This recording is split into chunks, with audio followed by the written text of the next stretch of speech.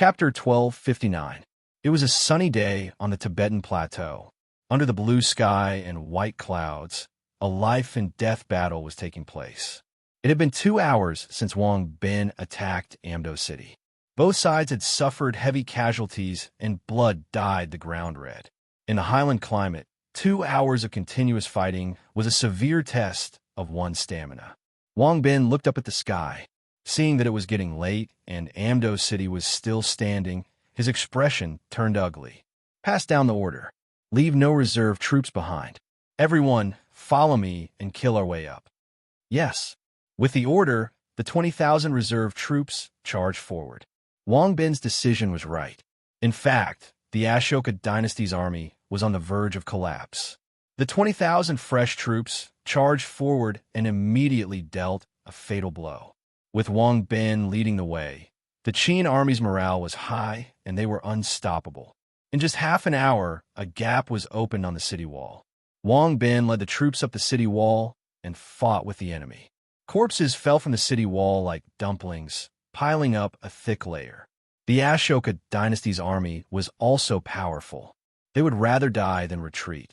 Both sides surrounded the city wall and started a tug-of-war. Every inch of land was covered with life and death.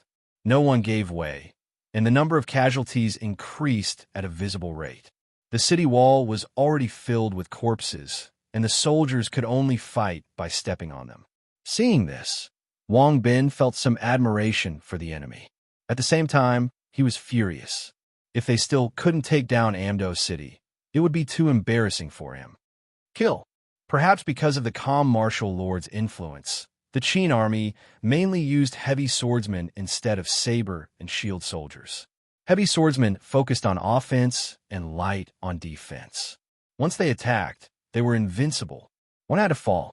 Under Wang Bin's encouragement, the Qin soldiers threw caution to the wind and fought with their lives on the line. This time, the Ashoka dynasty's army was finally scared.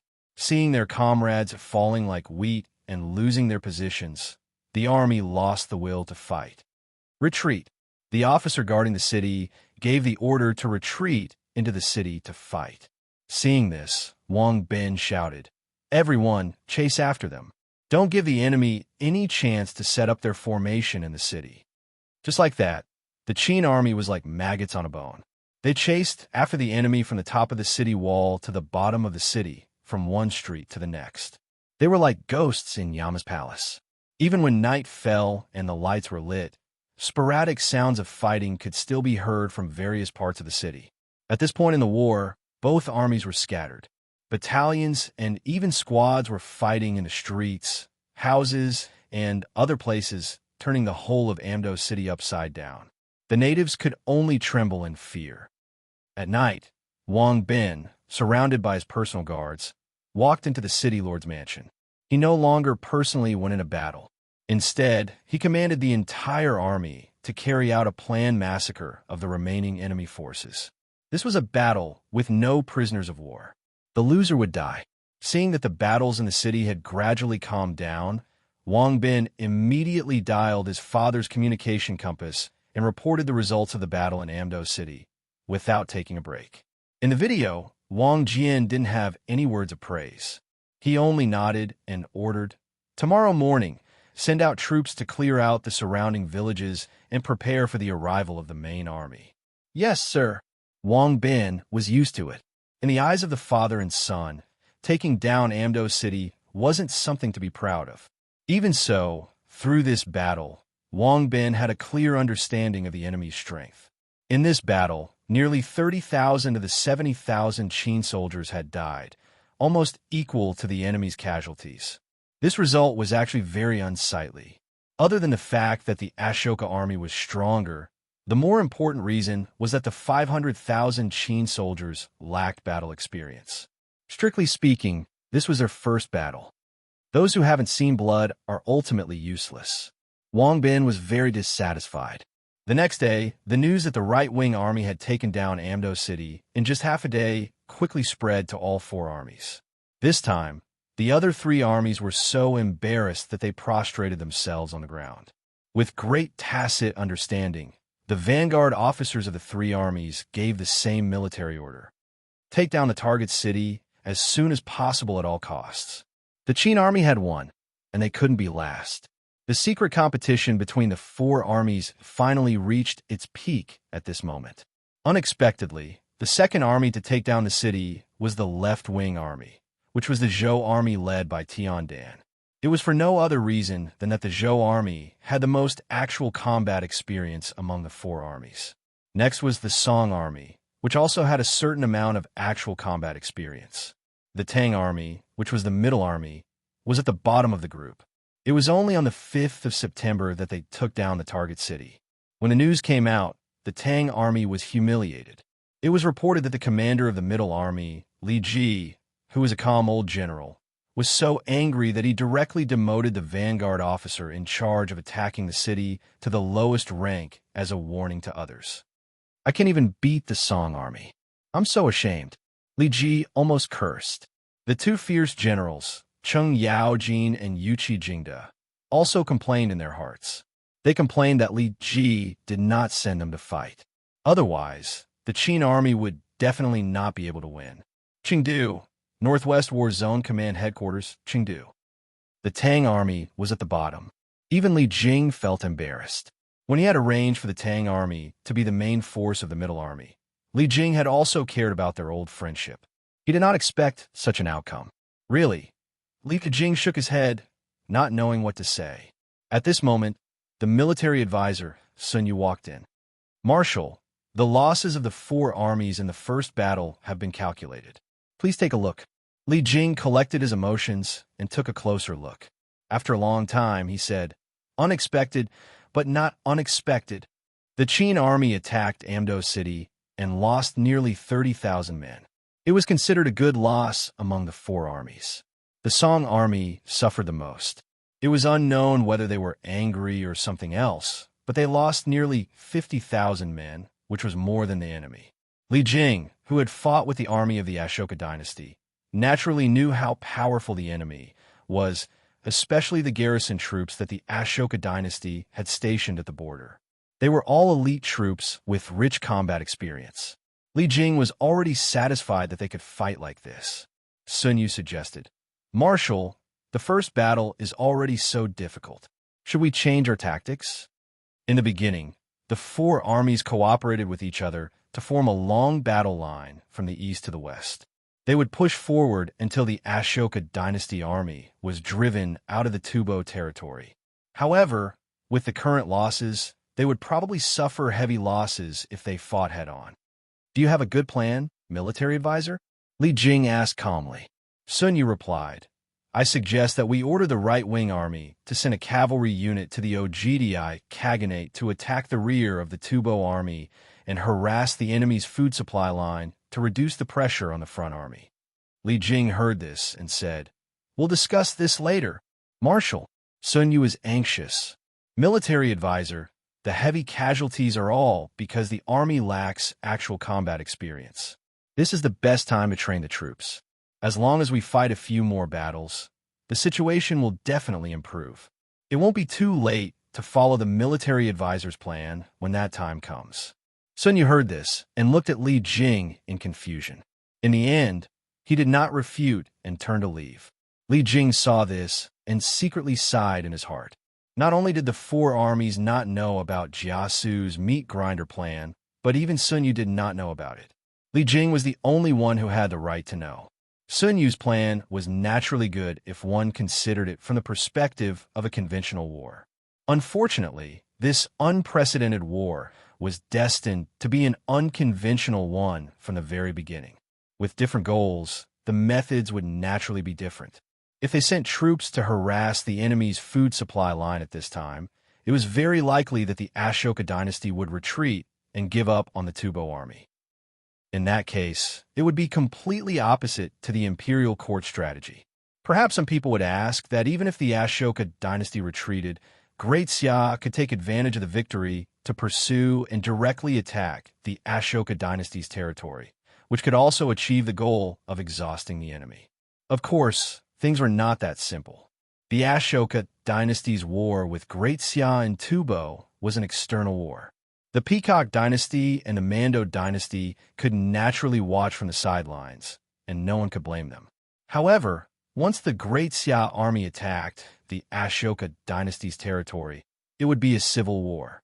The two dynasties, as well as tens of millions of adventurers in India, would swarm forward and fight to the death with Great Xia.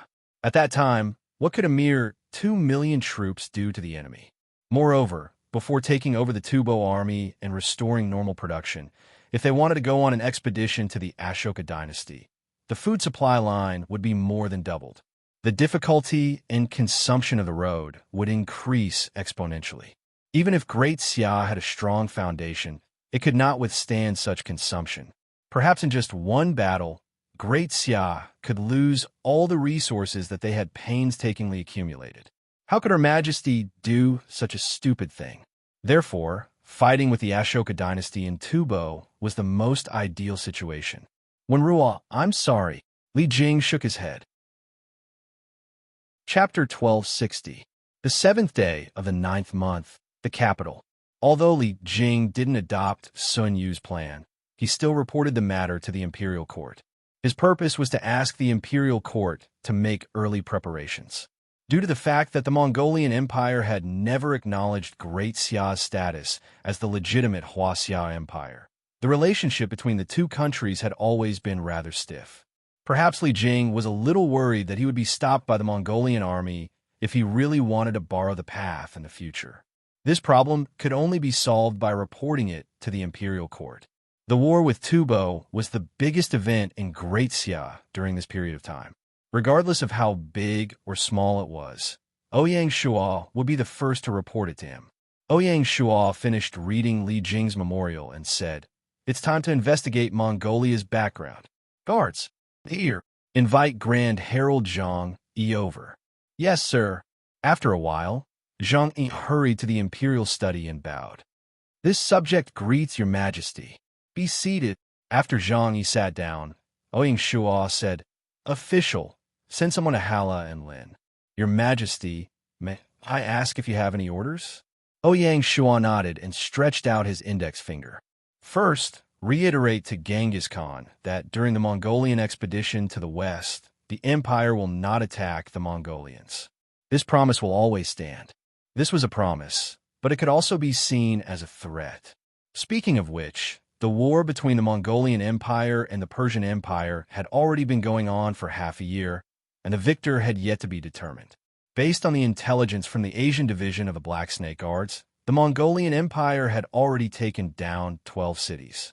The further west they went, the more obstructions they would face, and it would be difficult for them to continue. If nothing unexpected happened, the Mongolians should be withdrawing their troops soon and ending their first expedition to the west. If Mongolia returned from the Western expedition, they would have to face the threat of Great Xia. Even though only half a year had passed, the situation in the Chinese plains had changed drastically. Great Xia unified the Central Plains, from the Liaojin province in the east to the Xihai province in the west. They built a complete line of defense in the north, and they had more than 1 million soldiers stationed there. It was an existence that the Mongolian Empire could not fight against. How to deal with the relationship with Mongolia was already on Ouyang Shuo's desk. A high-ranking minister suggested that as soon as the Tubo War was over, the imperial court should immediately send troops to Mongolia to attack and destroy it. If the imperial court fought with all its might, it would not be too difficult, and they would definitely be able to emerge victorious in a single battle. After the war against Western Xia, the 10 months natural disaster, and the Western expedition, the Mongolian army went from 1.8 million to less than 1.3 million. Even though their territory had expanded, their strength was declining. Besides, the Mongolian Empire spanned from the east to the west, and its territory was vast.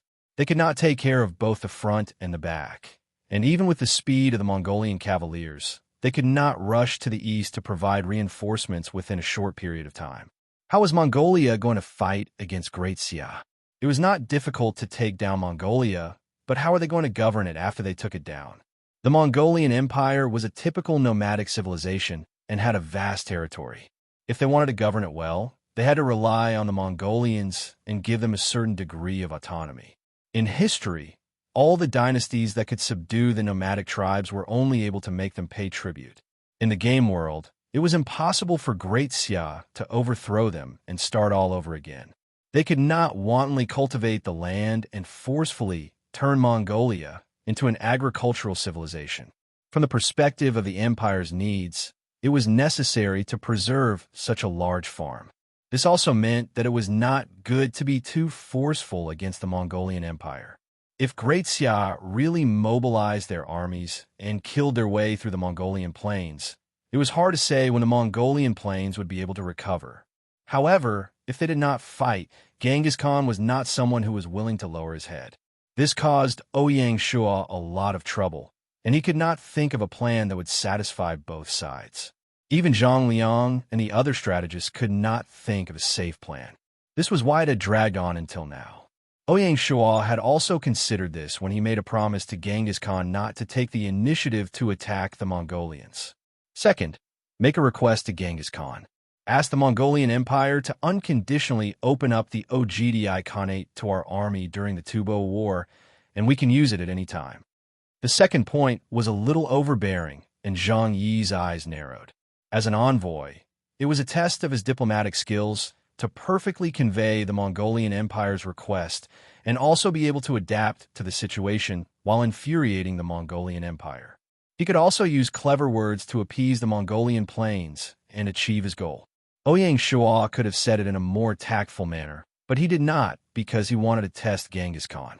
He wanted to see if this ruler of the plains was going to fight Great Xia to the end, or if he could recognize reality and give both sides a buffer and a chance to negotiate. It could be said that Genghis Khan's attitude on this matter, to a certain extent, would determine the strategy that Great Xia would use against the Mongolian Empire in the future. Because of this, the requirement for the envoy to be sent was even higher. He had to be able to observe the words and expressions of the ambitious and ruthless Genghis Khan and not be deceived by him. If Genghis Khan was already very dissatisfied and only expressed it vaguely, or even with a smile on his face, and the envoy was deceived, it would bring a huge disaster to the empire. After hearing this, Zhang Yi did not hesitate and immediately said, "Since this is the case, I will personally make the trip. Then I will have to trouble you, my dear subject." Ouyang Shua had the same intention. He smiled and said, "My dear subject, bring some gifts to Genghis Khan. It doesn't matter if they are generous, as a sign of friendship. In addition, you can also take this opportunity to observe Hara and Lin. Do you understand what I mean, my dear subject?" Your humble subject understands. Zhang Yi was very smart, and he naturally understood. Great Xia had not established diplomatic relations with the Mongolian Empire, so naturally, they did not have a teleportation formation. Zhang Yi's trip this time had to be teleported to Handan City, and then through Handan, he would be escorted by the Northern Borderline Army. If everything went smoothly, it would take at least 5 to 6 days to reach Hara and Lin. During this period, the Tubo battlefield did not stop fighting, and the fighting became even more intense. After each of the 4 armies of Great Xia captured a city, they finally had a stable forward base. More and more officers and soldiers had adapted to the altitude sickness and could fight normally. This gave the commanders of the 4 armies greater confidence and courage. In the first round of competition between the 4 armies, the Qin army was unparalleled, and the Tang army was collectively humiliated. The huge contrast stimulated the competition among each other, and they competed with each other to capture the 2nd and 3rd city. This was especially so for the Tang army. This time, Cheng Yaojin and Yuqi Jingde each led a unit to attack 2 cities at the same time. This was to avenge their previous humiliation and regain their lost glory. The Tang army was going all out, and naturally, the other 3 armies had no reason to relax. Under such circumstances, the whole battlefield showed a lively scene of war from all sides, and the flames of war were burning everywhere. At every moment, the Xia army was either marching or attacking a city. Such a fierce war also posed a greater challenge to the logistical support. If not for Tsang Fan and Du Ruhui personally supervising all sides, the provisions would probably not be able to continue. Even so, the frenzy at the front line made the two ministers complain incessantly. But no matter how hard it was, they did not dare to complain. The soldiers at the front line worked hard, risked their lives, and fought to be the vanguard. This was the scene that many emperors dreamed of. Who dare to drag the army down at this time? If they really did that, His Majesty would not only reprimand them, but also might even punish them. The two ministers had no choice but to pass the pressure layer by layer, from the two of them to the governors and the commanders of the army, and then down to the lowest level of the grain transport team. This time, millions of laborers and soldiers suffered. Looking down from the sky, the entire western part of the Xia kingdom, on the network of countless official roads, could be seen endless grain transport carts converging on the Tubo army. That scene was indeed a rare sight in 1,000 years. The Xia army was going all out, but King Ashoka was not convinced. After learning that 4 cities at the border had successively fallen within a week, the proud King Ashoka did not hesitate and directly sent 500,000 imperial guards to the Tubo army. At the same time, like the Xia kingdom, King Ashoka also issued a national mobilization order to recruit millions of laborers to transport the provisions for the army to the Tubo territory. Both dynasties were doing their best, and neither was convinced by the other. At this time, the crazy behavior of the Ashoka dynasty finally made the Peacock dynasty and the Gudod dynasty, which are both in India, unable to sit still and began to secretly meet. Chapter 1261. On the evening of the 10th of September, Peacock King Drava took the initiative to contact King Akbar of India. The two leaders of the Indian district, who were also sworn enemies, had a rare secret conversation. Ashoka is fighting with Great Xia and Tubo. What do you think? Drava asked. What else can I do but watch the show? Don't you want to do something? Abak pretended not to understand and laughed. I'm lazy and don't want to do anything. As if I believe you. The Peacock King cursed in his heart. He knew that if he didn't take the initiative, the other party wouldn't take the initiative. I say, let's not beat around the bush and get straight to the point. This is the best and only chance to deal a blow to the Ashoka dynasty. Are you really going to be indifferent? What do you want? Abak asked calmly. The Peacock King didn't mind. Simple. Wait until both sides are injured. Then we will join forces to defeat the Ashoka dynasty and divide the world. Only then did Abak nod. Both of them knew that even if the Ashoka dynasty suffered a setback in Tubo, a starving camel was still bigger than a horse. It wasn't something that the two dynasties could fight alone. Joining forces was a must. How do we do that? Abak asked. Very simple. We will agree on a border in advance and divide the north and south. How about that? Even if they join forces, there was a limit to the trust between the two parties. It was necessary to divide the cake in advance. Not a bad idea, I agree. Abak was very straightforward and asked the last question. So, how should we divide Delhi? We can't possibly split it in half, right? This was a sensitive issue. In terms of importance, Delhi was worth more than a quarter of the entire Ashoka dynasty. The Peacock King said, it belongs to whoever takes it down first. All right, it's settled. The two leaders hung up and secretly divided the Ashoka dynasty. As for the specific border and details of cooperation, the ministers would naturally be in charge of discussing it. What they had to do was to prepare for war in advance. The two of them didn't talk about morality and justice. In the wilderness, the winner takes all. Conquering Tubo was the choice of the Ashoka dynasty. Naturally, they had to bear the price for their choice. As for joining forces to attack Great Xia, it was a joke. Great Xia was so powerful that it made them tremble. How could they have the guts to take the initiative? On the 12th of the 9th month, Zhang Yi's group arrived at Ha Lahilin. During the Mongolian expedition to the west, Great Xia did not take the opportunity to cause trouble. Genghis Khan had to accept this favor. Therefore, when Zhang Yi and his party had just appeared on the grassland, Genghis Khan had sent General Jeeb with 10,000 guards to protect them along the way, giving Zhang Yi and his party extremely good treatment. When they arrived at Halahoran, the envoy group was also warmly welcomed. The Mongolian Empire's Prime Minister Yelu Chukai represented Genghis Khan and rushed to the city gate to welcome them.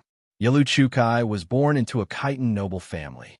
In his early years in the Jin kingdom, he was an official of the left and right department. When the Mongols captured the capital of Jinzhong, Genghis Khan accepted Yalu Chukai as his subject. Yalu Chukai used the Confucian way of ruling a country to come up with various strategies, which laid the foundation for the development of the Mongolian Empire. Yalu Chukai had assisted Genghis Khan and his son for more than 30 years and was the head of the Secretariat for 14 years. He had a profound influence on Genghis Khan and his descendants. The measures he took laid the foundation of the Yuan dynasty. With such capabilities and contributions, Yalu Chukai was ranked among the top 10 ministers of Huaxia, along with Li Si, Xiao He, Fang Xianling, Di Renjie, Zheng Guofan, and other famous officials. Zhang Yi did not hesitate. After staying in the embassy, he immediately presented boxes of gifts.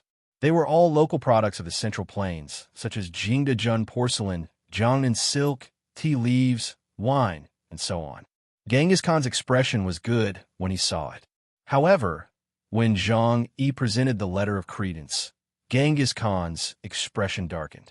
He was obviously not prepared for the harsh wording in the letter of credence. "Isn't the request from your country too much?" Genghis Khan asked, lacking confidence.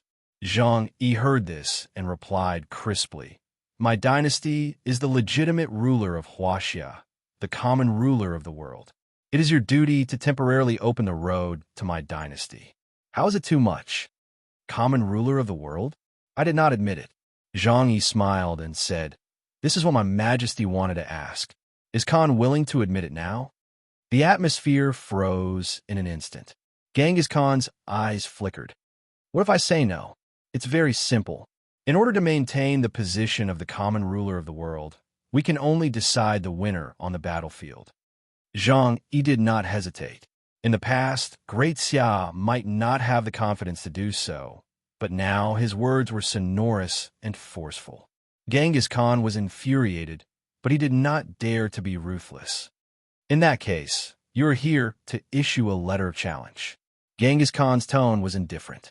Zhang Yi smiled again. "It is up to Khan to decide whether to issue a letter of challenge or not. If possible, my dynasty does not wish to meet with your country on the battlefield. It is best to solve the problem through negotiation." "How do we negotiate?" "That depends on whether Khan is sincere." Zhang Yi made up his mind. Genghis Khan had calmed down. In fact, Ouyang Shuo was thinking about how to deal with the Mongolian Empire. As a mighty ruler, how could Genghis Khan not think of such problems? Looking at the war in the Central Plains, Qin Huang, Han Wu, and Tang Zong, Song Wu, one committed suicide, one was assassinated, one went into seclusion, and the other was placed under house arrest.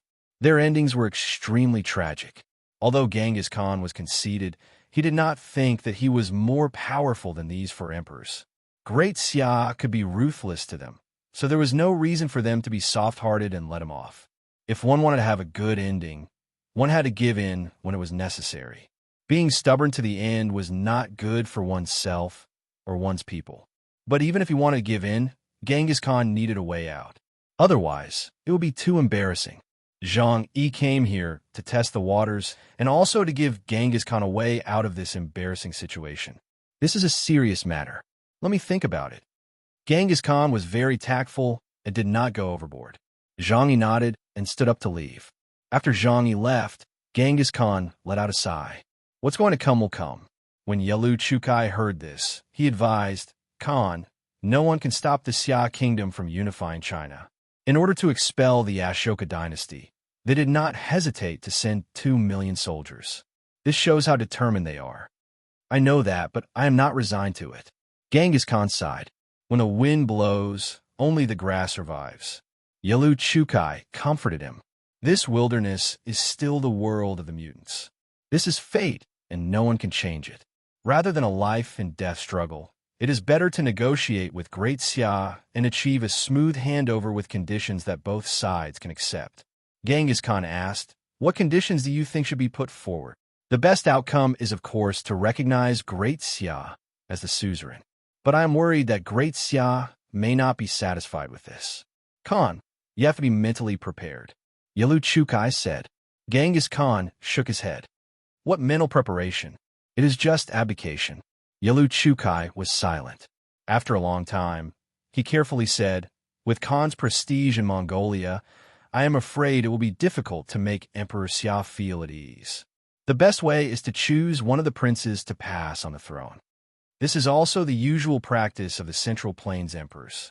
Yalu Chukai added. Genghis Khan asked, which prince do you think can take on this responsibility? This was a bit difficult for Yalu Chukai. He said, this is Khan's family matter. I dare not speak. Yalu Chukai did not say anything, but Genghis Khan said, among the princes, only Ogdi and Toale can inherit the throne. One is a scholar, one is a warrior. No matter who succeeds, it may cause discord among the brothers. This is what Great Xia would like to see. Since it is so, let Great Xia decide. Yalu Chukai was startled. He asked, Khan, you agree to negotiate with Great Xia? Genghis Khan nodded. Let's talk. Other than that, there is no other way. You will be in charge of the specific negotiations. I hope it will be a good result. Don't worry, Khan. I will do my best. Yalu Chukai cupped his fists. Genghis Khan heard this and did not show any excitement. He just waved his hand tiredly. This all-powerful old man, in front of a strong enemy, was already physically and mentally exhausted. He had no will to fight. An eagle could soar in the blue sky, but it could not fight against the blue sky. Genghis Khan was the eagle of the grasslands, and Great Xia was the sky. It was above the Mongolian Empire. It was an undefeatable existence. What could they use to fight? Now, Genghis Khan began to understand Emperor Qin's state of mind when he committed suicide. I will take my leave.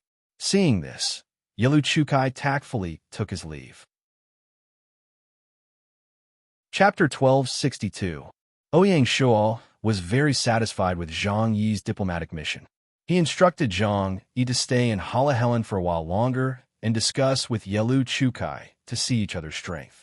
If the results of the negotiations were satisfactory, Great Xia would form a proper negotiation team. Sun Tzu's art of war states, therefore, the first step is to attack the enemy's stratagem. The second step is to attack the enemy's friends. The third step is to attack the enemy's troops. And the third step is to attack the city. The method of attacking the city is the last resort. Subduing the enemy without fighting was the highest realm. From the destruction of the four-nation alliance to the subjugation of the Mongolian Empire, Great Xia had been implementing this ideology. In the first half of the 7th year of Gaia, other than the African continent and South America, the rest of the world was relatively peaceful, especially in the European continent. The 6 empires had settled down, and there were no more wars.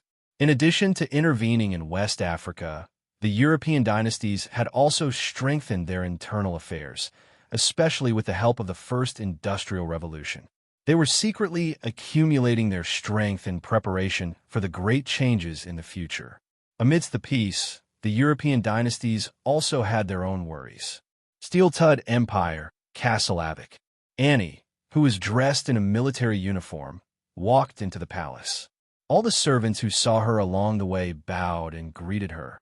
Your Highness. However, Annie was expressionless. One could faintly see that she was tired. When he reached his brother William's office, he slumped into the chair. When William saw this, he said with pity, the battle at the front lines isn't going well, is it? Annie nodded and said bitterly, I'm afraid we can't take down Nigeria. Brother, I'm sorry. William waved his hand. It's not your fault. The siblings looked at each other and could see the bitterness and disappointment in each other's eyes. Nigeria was located in the southeast of West Africa, at the peak of the west coast of the Gulf of Guinea. It was the most populous country in Africa, with a total of 15 million players, 16% of the total number of players in Africa. Nigeria was a major energy resource country in Africa. It was the largest oil producer and exporter in Africa. Among the 76 types of minerals that had been discovered, 34 of them had commercial exploitation value. More importantly, Nigeria was once a colony of the British Empire. When the European dynasties were preparing to divide West Africa, William did not hesitate to choose Nigeria as the target of attack. As long as Nigeria was taken, the Ganger dynasty would have a firm foothold in West Africa. However, it turned out that he had overestimated the strength of the royal army and underestimated Nigeria. In the game, there were no more than 5 million Steelder players, which happened to be a third of Nigeria's. Taking down Nigeria would feel like a snake trying to swallow an elephant. In history, the British Empire reached its peak at the beginning of Queen Victoria's era. Its territory was about 67 million square kilometers, covering a quarter of the Earth's land and a quarter of the Earth's population. It was the country with the widest span and largest area in the world's history. They had once launched the Opium War against the Qing dynasty with only a few thousand men. Because the empire's territory and territories covered 7 continents and 4 oceans, including Antarctica, it was described as the second empire where the sun never sets after the Spanish Empire. At that time, the British Empire relied on the Industrial Revolution and their invincible navy. However, in the game world, Gaia favored countries with large populations and territories. Although Castle Avic had used its genes from the Industrial Revolution to be the first to develop the steam engine and obtain a certain advantage, in the context of global technological expansion, such an advantage was not enough to establish hegemony, especially when the global maritime hegemony was firmly controlled by the Xia Kingdom. The Ganger dynasty was even more powerless. Because it was an island country, far away from the mainland of Europe, it even missed the feast of invading small European countries. Among the 6 major dynasties in Europe, the Ganger dynasty was only comparable to the Gauls and belonged to the bottom of the list. The once glorious empire where the sun never sets could only hide in its native island, struggling at death's door. Such an outcome, of course, did not satisfy William. But reality was cruel. Why don't we form an alliance with Spain or Gaul and attack Nigeria together? Annie suggested. William shook his head firmly. Don't think that we belong to the same camp. They won't do anything until they see the rabbit. If we really form an alliance, how are we going to split the cake? There was one more thing that William did not say. If they had to ask for help to attack Nigeria, it would be too embarrassing. William's pride would not be able to accept it. Also, there are other targets in West Africa. Why would they want to go further? William added. Annie asked, then what should we do? Retreat? William nodded. Retreat.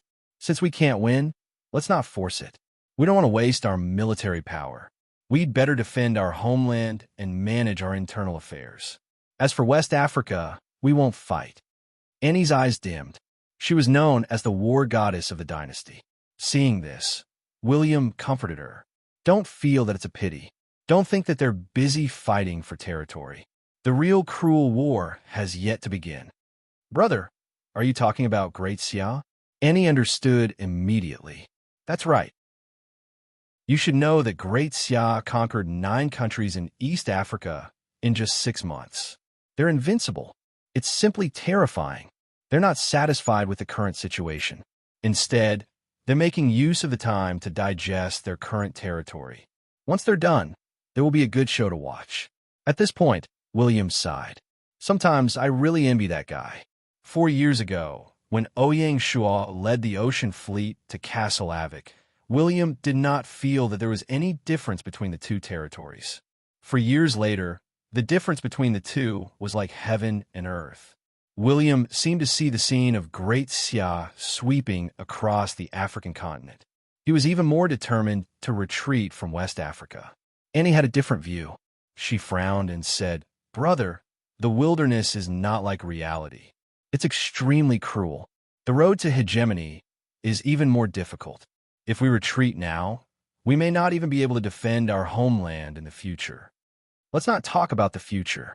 The Germanic dynasty is eyeing us covetously. The Germanic dynasty was the most active and expanding in West Africa. Because they occupied the hinterland of Europe, after annexing various countries, the Germanic dynasty had a total of 20 million players and a dynasty army of nearly 3 million. They were extremely powerful. The Germanic dynasty carried the flag of the azure emblem on the European continent. While consolidating the internal affairs, the Germanic dynasty attacked from both sides. They conquered the northern European countries in the north and attacked the West African continent in the south. They were one of the most active dynasties in Europe. The two dynasties faced each other across the sea and had fought 2 wars in history.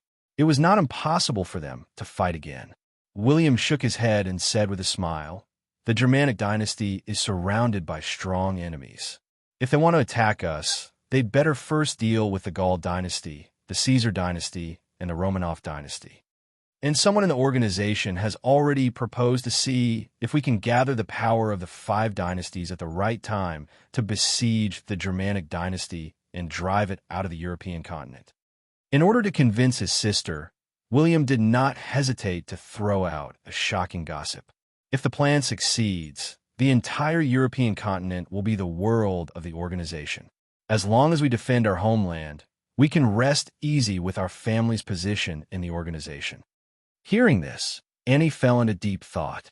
Even so, Annie was still a little unwilling. "We have been fighting in Nigeria for so long. It's not worth it to withdraw like this.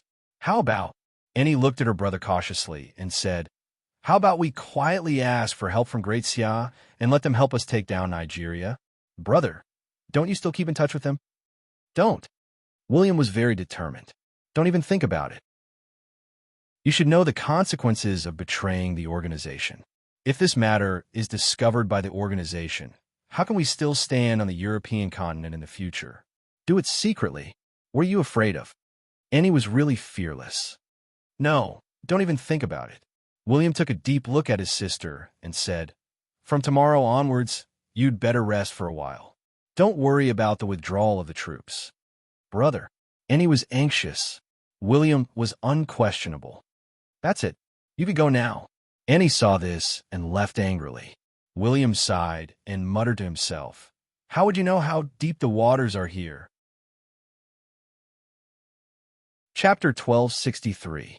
Gallic Dynasty, Vic City. Every family had their own problems. With the rise of the Spanish dynasty, Gallic dynasty had become the weakest among the 6 major dynasties in Europe. Therefore, Henry's troubles were no less than William's. Although Gallic dynasty had 6 million players, 1 million more than Steel dynasty, their military operations in West Africa were also stumbling. So far, they had only conquered a small country, Liberia. This result was just a drop in the bucket for Gallic dynasty. It was not enough to change anything. This was not the most troublesome thing for Henry. What worried Henry the most was the terrible geographical location of Gallic dynasty. In the southwest, Gallic dynasty and the Spanish dynasty were separated by the Pyrenees mountain range. In the southeast, Gallic dynasty and the Caesar dynasty were separated by the Alps mountain range. However, in the northeast, Gallic dynasty and the Germanic dynasty belonged to the northern European plain. The vast plains could not provide any strategic buffer for Gallic dynasty. Once the Silver Hand surrounded the Germanic dynasty, Gallic dynasty would be the first to bear the brunt. That was very passive. Henry did not believe in the nonsense of the organization that it could be settled in one battle. The Germanic dynasty was not a pushover. If they were to face the encirclement of the 5 dynasties, they would have to fight to the death. Gallic dynasty, which was the weakest and had no natural defenses, was the best target to attack. In that case, the organization would benefit, but Gallic dynasty might not be able to protect itself. Therefore, while the Germanic dynasty was actively expanding, Henry could not eat or sleep in peace. However, he was limited by the geographical situation and could not change anything. He could only wait for the arrival of the war. Henry was looking forward to a turning point. 15th of September, Jingshi. Ouyang Shua had no time to care about the European continent. The day before, Di Chan sent a memorial saying that he had arrived in Europe and would visit the 6 dynasties one by one. Ouyang Shua did not have much hope for this.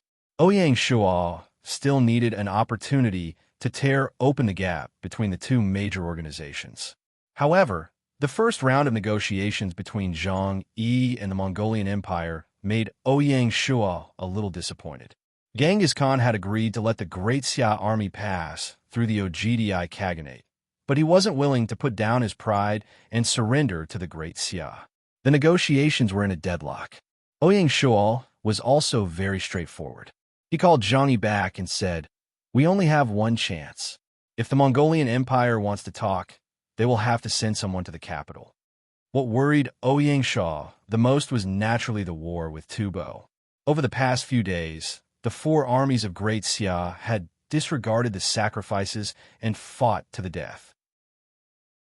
They continuously attacked the city and destroyed the first line of defense of the Tubo Empire, obtaining a stable forward base.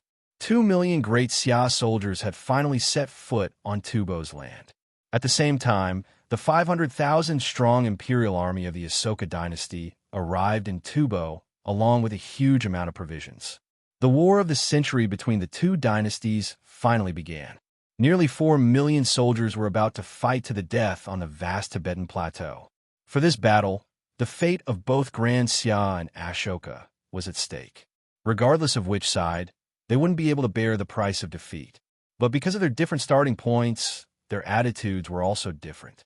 The Ayutthaya dynasty wanted to defend Tufan and defend its glory. Therefore, they fought more conservatively and retreated from the enemy. On the contrary, Great Xia's cruel aim was to deplete the military strength of both sides, and they fought very aggressively. One attacking and the other defending, the effect was naturally different. Under the unified command of Li Jing and the deployment of the 4 army commanders and generals, 2 million soldiers formed a black line and advanced continuously from the east to the west. No matter how many enemies were blocking in front of them, they were fearless. Because the battle was too intense, the cities that were attacked by the Great Xia army were basically in ruins. Some were even blasted into ruins by the artillery, and smoke rose everywhere. The Ayutthaya dynasty was equally ruthless. In addition to transporting provisions from their own territory, they also dug 3 feet of land from Tubo in order to save costs. The entire Tubo Empire was filled with complaints. On the 20th of September, a group of surrendered Tubo soldiers attempted to rebel. Unfortunately, they were not careful and were found out by the Ayutthaya dynasty's army in advance. Instead, they fell into the Ayutthaya dynasty's trap, and all 50,000 soldiers were killed. 50,000 heads were piled up into a super capital and piled up on the outskirts of Luoga City for people to see. The news shook the entire Tubo Empire. When King Ashoka received the news, he said, "The Tubo people do not know the grace of the heavens. They deserve to be killed. In for a penny, in for a pound."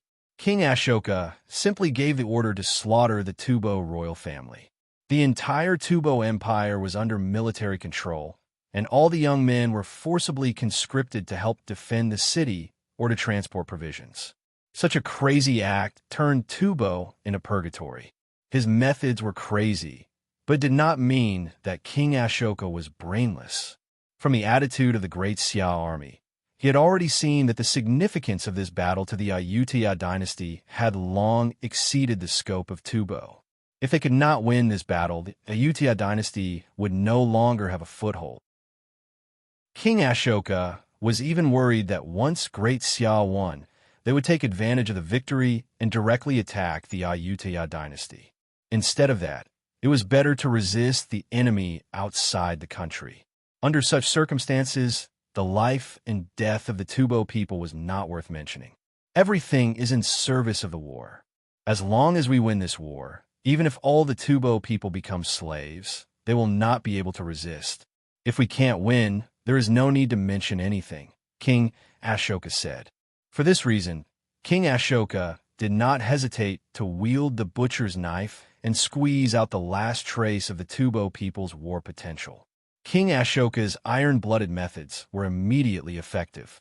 Under the situation where the logistical supplies were smooth, the morale of the Ayutthaya dynasty army at the front line was greatly boosted. They gathered in the cities to defend, and with the advantage of the terrain, they were locked in a stalemate with the Great Xia army. Every time a city was breached, the Great Xia army had to pay a heavy price. In order not to affect the morale of the army, the commanders of the 4 armies could only adopt a rotation system. They used the legions as a unit and sent the troops to the battlefield one by one as training. Taking the Qin army on the right as an example, there were 5 regular legions, and the remaining 150,000 soldiers were the reserve force. What was a reserve force? It meant that when the legions suffered losses, they could directly replenish the soldiers from the reserve force and return to full strength the next day. In this way, not only could they ensure that the legions were always at full strength, but they would also not suffer too many casualties and have low morale. This move was indeed effective. Although the soldiers of the legions in charge of attacking the city felt that their companions were constantly dying, when they returned to the camp at night, they never felt that the camp was empty. It felt as if not many people had died. Although it was an illusion, it was very comforting. As a result, the next morning, the soldiers were able to pull themselves together and bring their new companions to the battlefield energetically. Under the tempering of iron and fire, those who could not die were the true elites. This was very cruel, but it was a real battlefield. In fact, if one looked at the overall situation, it would only be more cruel. Taking the Right Army as an example, by the end of September, after nearly a month of fierce fighting, the 150,000 reserve force of the Qin army had been reduced to less than 10%. It was obvious how tragic the war was. Moreover, this was only the elite force of the Qin army. The other armies were even worse off. In particular, the Central Protectorate Army only had 380,000 soldiers, which was only enough to form 4 regular legions. The remaining 100,000 soldiers were used as the reserve force. By the 25th of September, the 100,000 reserve force of the Central Protectorate Army was completely depleted. After paying such a heavy price, on the 1st of October, the Great Xia Left Army, the Central Protectorate Army, and the Middle Protectorate Army finally fought their way to Luoxia City and met victoriously. Chapter 1264. Gaia's 7th Year, October 2nd. Chengdu, Northwest War Zone High Command. After a month of fierce fighting, the Great Xia Army had lost more than 500,000 soldiers, killed more than 600,000 enemies, captured nearly 200,000 people, and consumed countless rations and supplies. Among the prisoners of war, most of them were from the former Tubo army. Such a battle result also indirectly proved that Jiasu's meat grinder plan was worthy of its name. To the besiegers, this result was already very impressive. After all, both sides were mainly made up of Royal City Imperial Guards, so there was no obvious difference in combat strength. Great Xia's military was strong because they had a batch of famous generals. This was something that India, which lacked historical heritage, could not compare to. Although India was also one of the countries with ancient civilizations, the only thing they could show off was during the Peacock Dynasty. After that, they were conquered by foreign races and even colonized for a long time until the birth of modern civilization. The British colonial rule in India alone lasted for 2 centuries. As the left-wing army, the Middle Protectorate Army, and the Middle Route Army met outside Luoxia City, the Battle of Tubo officially moved to the 2nd tier. The commander of the Northwest Theater of Operations, Li Jing, issued a series of military orders. The Central Protectorate Army cooperated with the Central Route Army and officially attacked Luoxia City. The left and right armies continued to advance to the west. Both flanks flew together and killed their way to the rear of Luoyu City, cutting off the Ashoka dynasty's support to Luoyu City. They had to conquer Luoyu City within a month. As the former capital of Tubo, Luoxia City was the only solid city on the Qinghai Tibet Plateau. The city was sturdy and occupied a vast area. It was also the center of the army of the Ashoka dynasty and the base of provisions. Once Luoxia City was breached, it would basically mean that Great Xia had won half the battle. There was no need to explain too much. Both sides knew that they had to start a great battle with Luoxia City as the focal point. For that, Li Jing personally urged the logistics department to break through the difficulties and dangers with a large number of cannons and siege equipment. He had to transport them to the front line as soon as possible to assist the army in attacking the city. Just as Li Jing was thinking about the situation at the front line, the military advisor, Sun Yu, walked in again. Previously, Sun Yu suggested taking a detour around the Ogdi Khaganate to the enemy's rear and attack the enemy supply route, but Li Jing refused. As the war progressed, Sun Yu mentioned it twice more, but he was rejected both times. As the saying goes, nothing should happen more than 3 times. Sun Yu was an extremely intelligent person. He also knew that Li Jing was not a fool.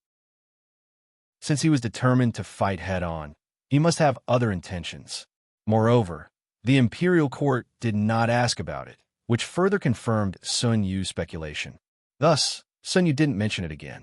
Unexpectedly, as soon as Sun Yu entered the room, Li Jing smiled and said, "Military counselor, you can carry out your plan to attack the enemy's supply lines. Has the time come?" Sun Yu asked. Li Jing nodded. Yes, nearly half of the enemy troops have already been annihilated. Right now, our army is besieging some cities. Once the enemy's food supply route is cut off, the enemy's million-strong army will be like a turtle in a jar. Sun Yu nodded. Tubo, Amdo City. This was the first city that the right-wing army had conquered, and it was also the location of the right-wing army's headquarters. Due to the convenience of communication, the military order from the High Command quickly reached the hands of Wang Jian, the commander of the right-wing army. He requested the right-wing army to dispatch a corps of elite cavalry to take a detour around the Ogdi Khaganate and attack the enemy supply route. Considering that the Qin army was not familiar with this place, after coordination with the commander-in-chief, the Mongolian Empire would send out guides within the Ogdi Khaganate. When they attacked Tubo again, the Shanghai Guards would lead the way. Apart from that, there were also some battle details. After Wang Jian finished reading, he had a clear understanding of the planning ability of the commander-in-chief, and even Li Jing himself. In terms of the division of labor in the army and the science of battle arrangements, the Qin army was indeed inferior. It was not a coincidence that they were able to unify the Central Plains. Wang Jian was a little emotional. For the first time, he had a certain level of recognition for Great Xia and the imperial court. Someone, yes, call Wang Bin here. Yes, sir. With such a difficult task, Wang Jian naturally thought of letting his son Wang Bin go to battle. If it were other generals, Wang Jian would not feel at ease. This time, they would have to go deep into the enemy's rear, and they had to adapt to the situation. Coincidentally, Wang Bin had just led his troops from the front line to rest and reorganize yesterday. Soon, Wang Bin rushed to the tent and bowed. Father. After days of battle, Wang Bin's skin had become much darker, but he looked more masculine than before. Because he had taken the lead several times, Wang Bin had 2 scars on his face, which made him look more manly. Look at this. Wang Jian handed over the military order that he had just received. Wang Bin took it, and his face lit up with joy. Father, let me go. Let's rest for another day and set off the day after tomorrow. Be careful on the road. Wang Jian didn't waste any words. Only his last sentence slightly exposed this old general's sentiments for his son's safety. Wang Bin is a famous general who was groomed by Wang Jian. Both father and son have similar personalities. However, Wang Bin, who had appeared in the wilderness, was still young, so he inevitably had the sharpness and drive of a young man. In history, both father and son had retired from the political arena after the establishment of the Grand Qin Empire, and they'd completely vanished from the field of vision of the imperial court, allowing Meng Tian to reign supreme. It was only during the final years of the Qin dynasty that Wang Bin's son, Wang Li, appeared once more. Don't worry, father. Wang Bin felt warmth in his heart. Inside the tent, the father and son discussed the route of the march in detail with the map in front of them. India, Ashoka Dynasty, Delhi City. During this period of time, King Ashoka was in a very bad mood. He didn't expect that after investing 5 million soldiers in the Tubo battlefield and consuming countless rations and resources, they still weren't able to stop the advance of the Great Xia army. Every time the front line lost a city, King Ashoka's mood became gloomier. In the face of such a terrible situation, King Ashoka even had the intention of personally leading the army. However, he gave up after being strongly discouraged by the court officials. In the words of the court officials, It's not that the soldiers at the front line don't fight with their lives on the line, but the enemy is too strong. It was only at this moment that King Ashoka truly realized that the valiant strength of Great Xia was indeed incomparable to that of the Ashoka dynasty. Putting everything else aside, just in terms of rations and resources, the Ashoka dynasty was still inferior to Great Xia despite having the advantage of time and place. King Ashoka simply couldn't imagine how the soldiers and civilians of Great Xia were able to cross the mountains to transport the rations to the front line. After the Great Xia army besieged Luoga city, King Ashoka wanted to retreat a little. King Ashoka wasn't a fool, nor was he a pure warrior. He wouldn't really disregard the fate of the dynasty and waste his strength on the Tubo battlefield just to defend his honor. Presently, Tubo had gone through a series of battles, not to mention whether it could be defended. Even if it could be defended, it would be in ruins. Other than honor, to the Ashoka dynasty, Tubo no longer had any practical value. However, at this moment, a rumor suddenly spread among the people of India. It said, King Ashoka has been beaten by Great Xia and is so frightened that he can't sleep at night. In less than a week, he will definitely retreat in a sorry state and throw away his armor. There were many versions of the rumor, and all of them ridiculed King Ashoka. What was even more shocking was that these rumors seemed to have spread throughout the entire Ashoka dynasty overnight. From the nobles and ministers to the common people, everyone knew about it. Obviously, there were people with ulterior motives behind the spread of the rumor. It could even be said that they were the ones who created the rumor. Their purpose was very simple. They didn't want the Ashoka dynasty to withdraw its troops from Tubo. Although King Ashoka saw through the enemy's plot, he had no choice but to fall into it. This was because the rumor spread too quickly and was too widespread. It had already successfully aroused the common people of the Ashoka dynasty to be united against a common enemy.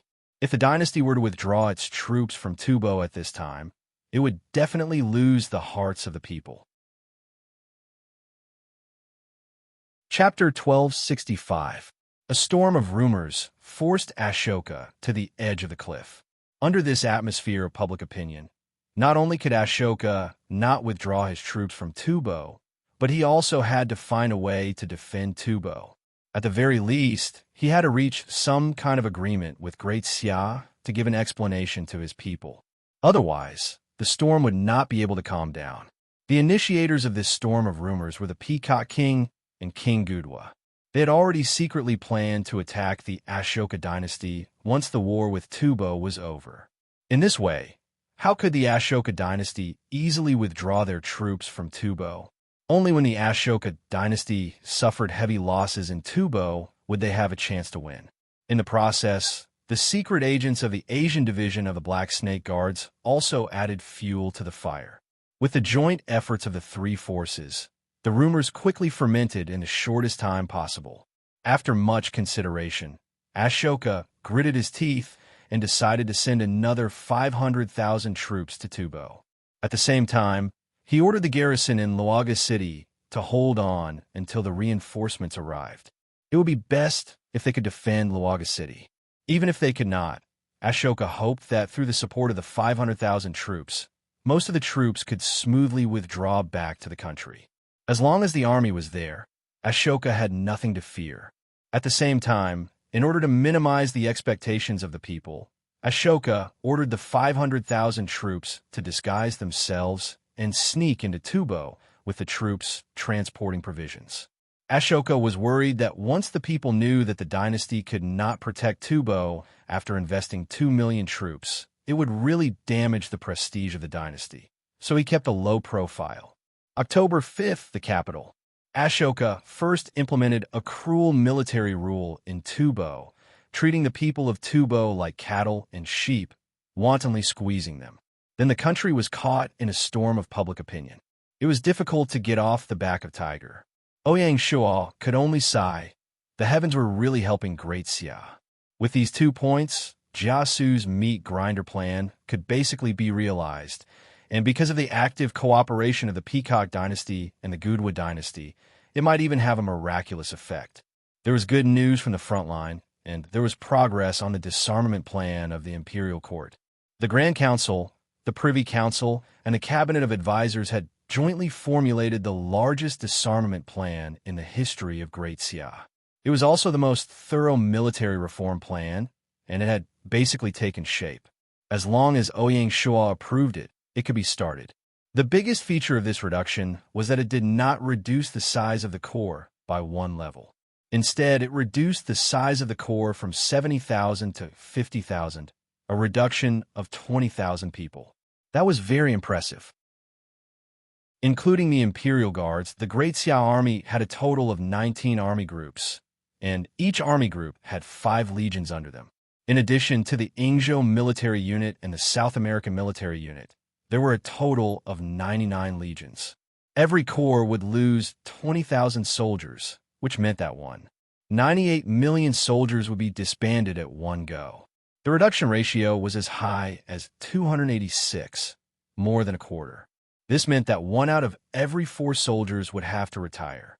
After the disarmament, the Great Xia Army would be reduced from 93 million soldiers at its peak to 95 million. Of course, reducing the number of soldiers was not as simple as reducing the number of soldiers. In order to realize the transformation of the army from 70,000 to 50,000, the entire structure of the army had to be completely reconstructed. Before the disarmament, the Great Xia Army used 10 soldiers as firemen, 10 firemen as squads, 5 teams as battalions, and 5 battalions as brigades.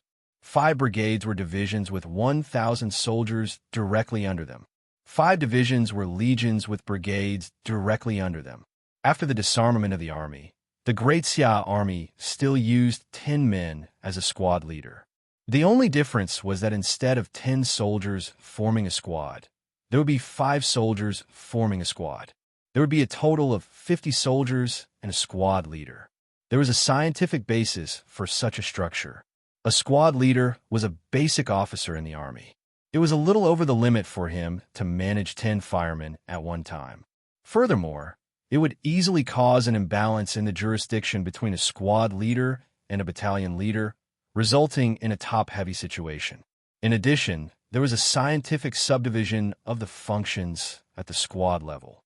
According to the tasks, equipment, and organization, the squad was divided into infantry squads, spearmen, saber and shield squads, and heavy swordsmen, cavalry squads, firearm squads, artillery squads, combat aircraft squads, engineers squads, reconnaissance squads, repair squads, supply squads, cook squads, and medical squads. In short, at the squad level, it basically covered all the combat units and auxiliary units of the Great Xia Army. The degree of completeness was already similar to that of a modern army. There were 2 advantages to such a structure. First, it provided a greater possibility for multiple units to conduct joint operations. For example, after the military reform, the Great Xia Army could realize joint operations between spearmen, cavalry, and musketeers at the battalion level. This made the combat mode more flexible and efficient. Every unit had its advantages and disadvantages, and joint operations relied on each other's strengths to make up for their weaknesses. The more this joint operations model was developed, the more the combat effectiveness of the army could be improved. In the past, the entire division or even the entire legion had a single unit. With the continuous emergence of new units, it was obvious that it was becoming increasingly unsuitable for the needs of war and was destined to be eliminated. Of course, this couldn't be accomplished overnight. How to combine the units, how to match them, how to command them, how to solve the logistical support, and other practical problems had to be continuously explored by the various army groups through training and actual combat after this round of military reform. Once the operation was mature, the Great Xia Army would reach a new level. Secondly, by improving the logistical support, it would greatly improve the endurance and flexibility of the army. Before the military reform, the division was equipped with a direct 1,000-man brigade, and the corps was equipped with a direct brigade. In fact, it was by Qi's suggestion to equip them with support troops, such as engineers, logistics troops, and medical troops. Below the division level, there were no independent auxiliary units. Before this, the Great Xia army was used to fighting with large legions, so there wasn't much of a problem. However, with the evolution of the war situation, the expansion of the territory and battlefield required the brigade and even the battalion level to have a certain degree of independent combat capability. As such, it was necessary to equip the auxiliary units. The restructuring of the army during Bai Qi's time was during the first year of Gaia, and it had already been 6 years since then. Over the past 6 years, the Great Xia army had undergone earth-shattering changes, and it was time for a new generation of soldiers. With the current foundation of Great Xia, they had the ability to equip all kinds of auxiliary units. While increasing the flexibility of the army, it also greatly increased the survival rate of the army and reduced the mortality rate. The organization of squads and above had also undergone a complete restructuring. A battalion would consist of 6 to 10 teams, with a total of 300 to 500 people. In addition to the combat team, a battalion would need to be equipped with at least one supply team, and according to the actual situation, it would be equipped with auxiliary units such as cooks, medical soldiers, and scouts. The battalion establishment was also the basic tactical unit of the Great Xia army. Similarly, according to the tasks, equipment, and organization, it could be divided into infantry battalions, pike battalion, sword and shield battalion, and heavy sword battalion, cavalry battalion, musketeer battalion, artillery battalion, engineer battalion, scout battalion, and supply battalion. It was obvious that, apart from the mecha fleet, the maintenance, cooks, and medical soldiers of the auxiliary units would not be based on battalions. Basically, they would be directly allocated to brigades as a unit. A brigade would consist of 3 to 5 battalions and a number of direct subordinate teams, with a total of 2,000 people. The direct subordinate teams referred to the 6 main auxiliary units, namely the engineer team, the scout team, the repair team, the supply team, the kitchen team, and the medical team. According to the actual situation, they would not be fully equipped. The brigade establishment was the high-level tactical unit of the Great Xia army. It had a brigade headquarters and was equipped with combat staff officers. According to the tasks, equipment, and organization, it was divided into infantry brigades, pike brigade, sword and shield brigade, and heavy sword brigade, cavalry brigades, musketeer brigade, special operations brigade, engineer brigade, and supply brigade. Based on the current level of industrialization in Great Xia, it was still impossible to equip an artillery brigade. In addition, reconnaissance was basically limited to the battalion level and would not be promoted to the brigade level. That would be too exaggerated. A division would consist of 4 brigades, a number of independent battalions, and a number of direct subordinate teams, with a total of 10,000 people. By the same logic, independent battalions would perform combat services, technical services, and logistical support tasks, including the engineer battalion, the scout battalion, and the supply battalion. Basically, all 3 battalions would be fully equipped. The direct subordinate teams were naturally the repair team, the kitchen team, and the medical team. The division establishment was already the basic tactical unit of the Great Xia army. It could fight independently and independently surround and defend a defensive area. According to the tasks, equipment, and organization, it was divided into the sword and shield division, cavalry division, and musketeer division. It was not difficult to see that at the division level, pike and heavy sword soldiers would be removed from the historical stage. In front of the musketeers, such an organized infantry division was a live target and was destined to be eliminated. Only the heavily armored sword and shield soldiers could still fight against the musketeers under the premise that the individual ability of the soldiers was greatly improved. The division headquarters would be given a number and a flag by the army group's supreme commander. Some even had their own unique logo. The division headquarters had a certain amount of authority to manage the army. They were responsible for military training and administration, including the selection and appointment of grassroots officers and soldiers. Therefore, the division commander was already worthy of the title of general. A legion consisted of 4 divisions, a number of independent brigades, and a number of independent battalions, with a total of 50,000 soldiers. The independent brigades at the division level included auxiliary troops such as the Engineer Brigade and the Supply Brigade, as well as combat troops such as the Pike Brigade, the Sword and Shield Brigade, the Heavy Sword Brigade, the Cavalry Brigade, the Musketeer Brigade, and the Special Operations Brigade. As for the specific allocation, it was also adjusted flexibly according to the situation. The overall goal was to achieve coordination between the various types of troops and improve the overall combat effectiveness of the army. The division establishment was the basic tactical unit of the Great Xia Army. It was set up in the military headquarters and could lead the defense of a province. Except during wartime, the 5 major divisions under the army group would not be stationed together and would be stationed separately. Generally speaking, the division was a combination of various types of troops. Although the first generation of fighter jets had already entered the production stage, with the current scale of assembly, it was still not the right time to set up an air force outside of the army. As for the Navy, it would only fight together during wartime and would not mix the land and sea forces. Before the military reform, when Great Xia was involved in a certain battle, they would often transfer a number of divisions from different army groups and organize them together to fight together. This was because of the tactical nature of the division, and it could completely fight independently. The division was the foundation of a strategic battle army and was also the basic unit to calculate the strength of a strategic battle. Its quantity and quality were the main indicators to measure the combat strength of the army. In short, the scale of a battle depended on the number of divisions that Great Xia had invested in the battle. Further up was the army group, which was also the highest establishment unit of the army. The 5 divisions below remained the same and had a headquarters command structure. It was the combat unit that was responsible for the direction of the battle, which was the basic combat unit. Not only that, the relatively fixed army group also had a headquarters hospital and logistics support center to provide medical and logistical support services for the entire army. This was the core content of the so-called largest disarmament plan in the history of Great Xia. Rather than saying that it was a disarmament, it would be better to say that it was a thorough restructuring of the army.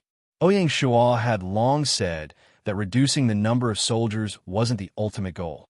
The ultimate goal was to improve the combat strength of the army. Du Ruhui, Zhang Liang, and the rest obviously understood Ouyang Shua's intention. In addition to the adjustment of the army's establishment, the plan made very detailed plans on how to reduce the number of soldiers to be reduced, which types of troops to be reduced, and how to arrange the resettled soldiers. In the Great Xia Army, the Imperial Guards, and the City Guards were directly under the command of the army and stood at the highest level. Below them were the 7 field armies: Longxiang, Hubin, Baotao, Yingxiong, Tanlang, and Fengxiang. Below them were the North African Army, West African Army, East African Army, Hanoi Army, Oloa Army, Nanjiang Army, Xiangjiang Army, Hedong Army, Beijing Army, Yingzhou Army, and South American Army. These were the border guards. Below the border guards were the various provincial guard divisions. Below the garrison division was the reserve division. From top to bottom, there were a total of 5 levels that together formed a complete system of the Great Xia Army. The lower the level, the combat strength of the army decreased. Therefore, in this round of disarmament, it was impossible to arrange for the retirement of the 100,000 Imperial Guards. That would be a reckless waste of God's resources. In principle, the soldiers that were reduced from the previous level would be given priority to the next level. In this way, the number of soldiers would be reduced gradually, and finally, all of them would be transferred to the first level of reserves, forming a huge reserve system. Of course, this wasn't absolute. The Minister of Military Affairs, Du Ruhui, drew a red line. In this round of disarmament, those who were the only child in the family, those who had served in the military for more than 5 years, and those who had hidden illnesses would be forced to retire, unless there were special circumstances. Even those who came from the Imperial Guards were no exception. Those who had wives and children at home, those who had misdeeds in the military, and those who were wounded in battle. These 3 types of personnel would be prioritized for disarmament. In addition, there was an adjustment to the ratio of the different types of troops.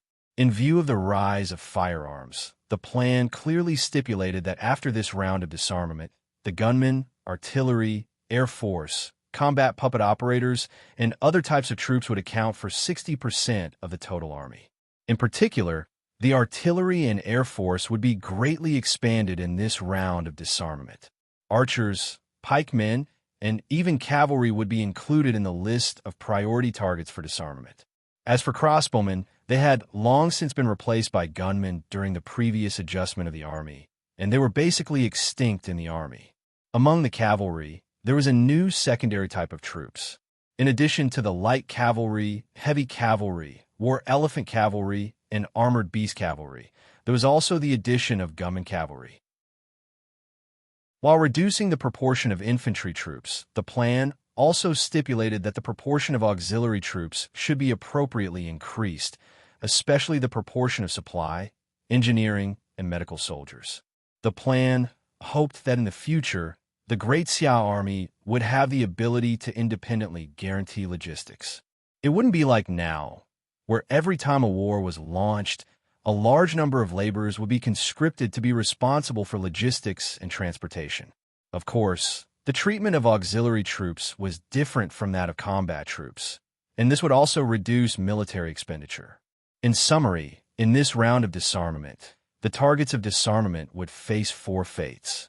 The first was to be demoted, such as from the Imperial Guards to the Dragon Stallion Army. The second was to be transferred, such as from pikemen to musketeers. The third was to be transferred, such as from cavalry to supply troops. The last was to be transferred to the reserves, receive a retirement allowance, and henceforth leave the military. One can imagine how huge of a project this would be. Not only was this project huge, but it would also require an astronomical amount of funds. Just a retirement allowance for one. 98 million soldiers would amount to as much as 20 million gold coins.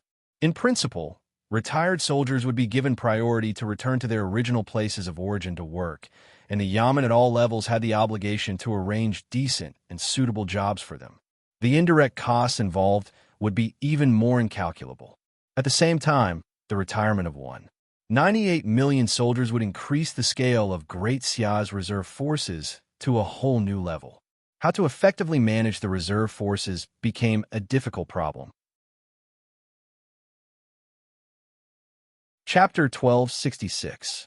In order to effectively manage the 98 million reserve soldiers that were about to be added, Duru Hui proposed to set up a military service bureau in the Privy Council to manage the reserve, conscription, and placement of retired soldiers. At the same time, the Protectorate Yamen, the Governor Yamen, as well as the Yamen at the county, prefecture, and county levels all established corresponding military service departments, divisions, which were directly administered by the Bureau of Military Affairs. In this way, the problem of settling the retired soldiers was solved, and the problem of managing the reserves was also solved. The 2 million troops that were reduced this time, as well as the soldiers that were previously reduced, had to undergo regular military training under the auspices of the local military department. In this way, as long as there was a need for war, the imperial court would be able to recruit 2 to 3 million veterans who had received military training or even rich combat experience within a very short period of time and join the battlefield again. Apart from the Great Xia dynasty, no other dynasty could have such a foundation. Another advantage of setting up the Military Service Bureau was that it could properly settle a group of military officers and generals. According to the latest establishment of the Great Xia Army, every legion would be disbanded by 1 division. Out of the 99 legions, it was equivalent to dismissing 99 division commanders. Apart from the division commanders, the brigade commanders and battalion commanders would also have to lay off a number of officers, and the scale of the layoffs would be even larger. For ordinary soldiers, the imperial court could give a sum of retirement compensation to settle the matter, but for these officers, they could not do the same. They had to be given treatment that was equivalent to their rank. Otherwise, who would be willing to shed their blood for the empire in the future? According to the plan, there were 3 places for retired officers to go.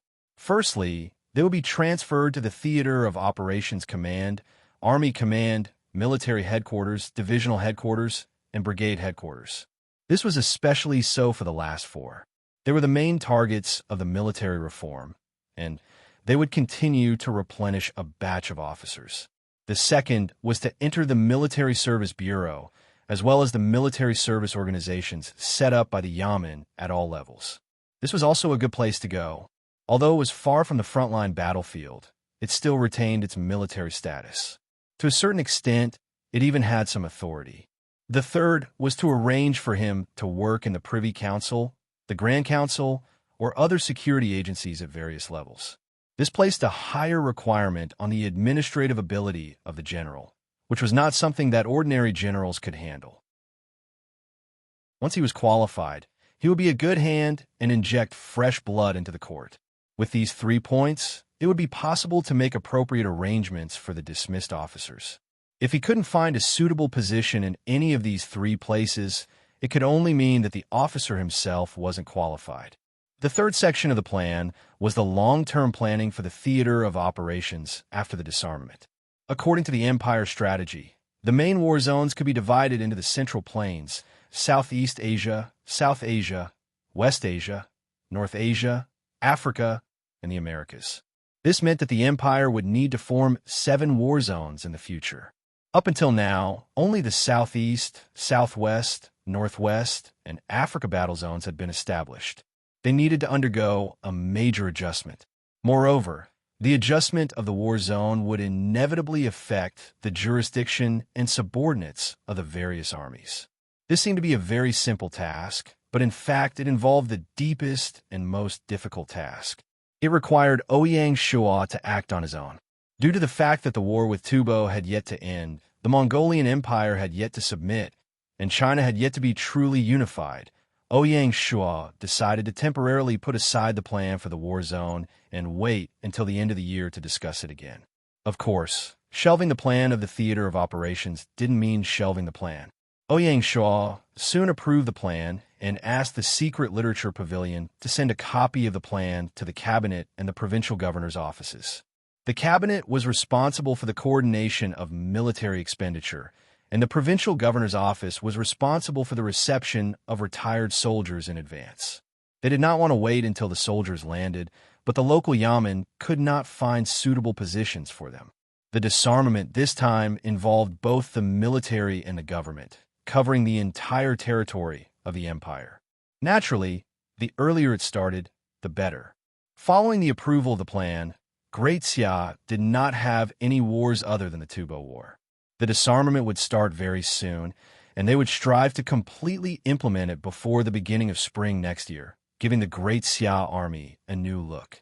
The first to take action were the Imperial Guards, the Yulin Royal Guards, and the City Guards. The 3 main army groups needed to set an example for the rest of the army.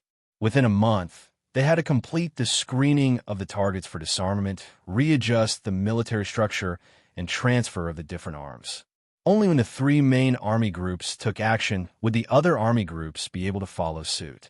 In fact, as early as the beginning of the year, before launching the war to unify China, Ouyang Shua had already informed the commanders of the various war zones and army groups to mention the upcoming disarmament.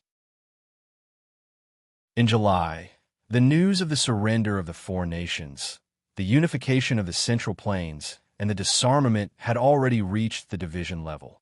Although the imperial court had yet to come out with a specific disarmament plan, it had already given them sufficient time to consider which soldiers could be included in the list of targets for disarmament.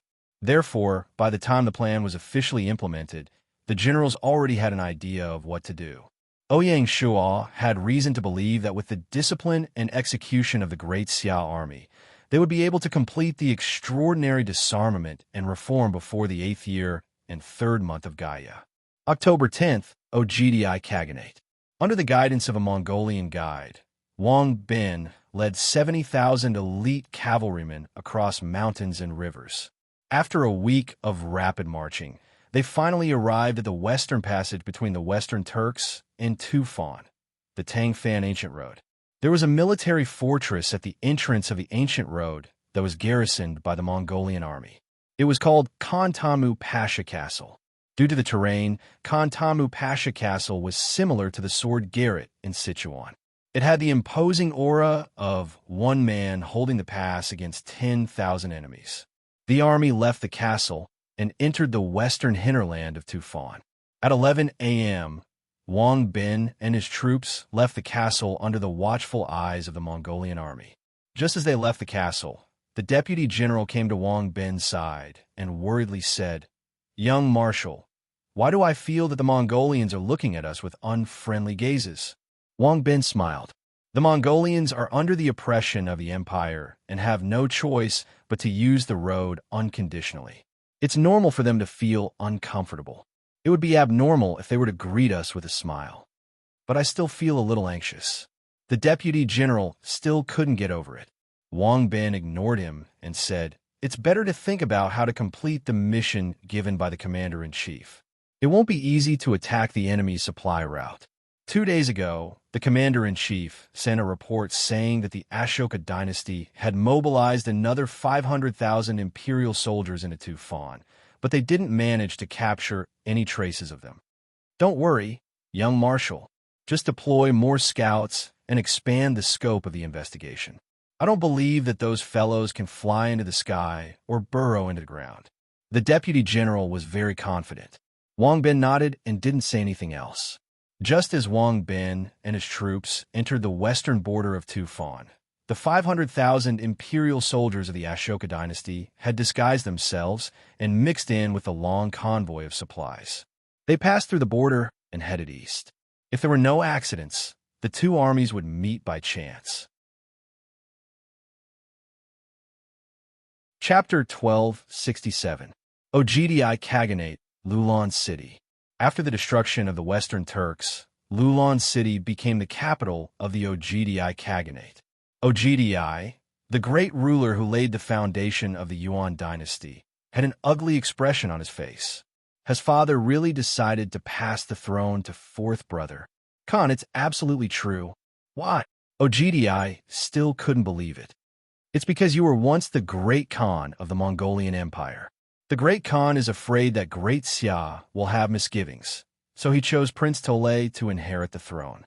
"Great Xia?" Ogdi gritted his teeth, his eyes glinting fiercely. Previously, he had accepted his father's order to let the great Xia army pass, which had already made Ogdi unhappy.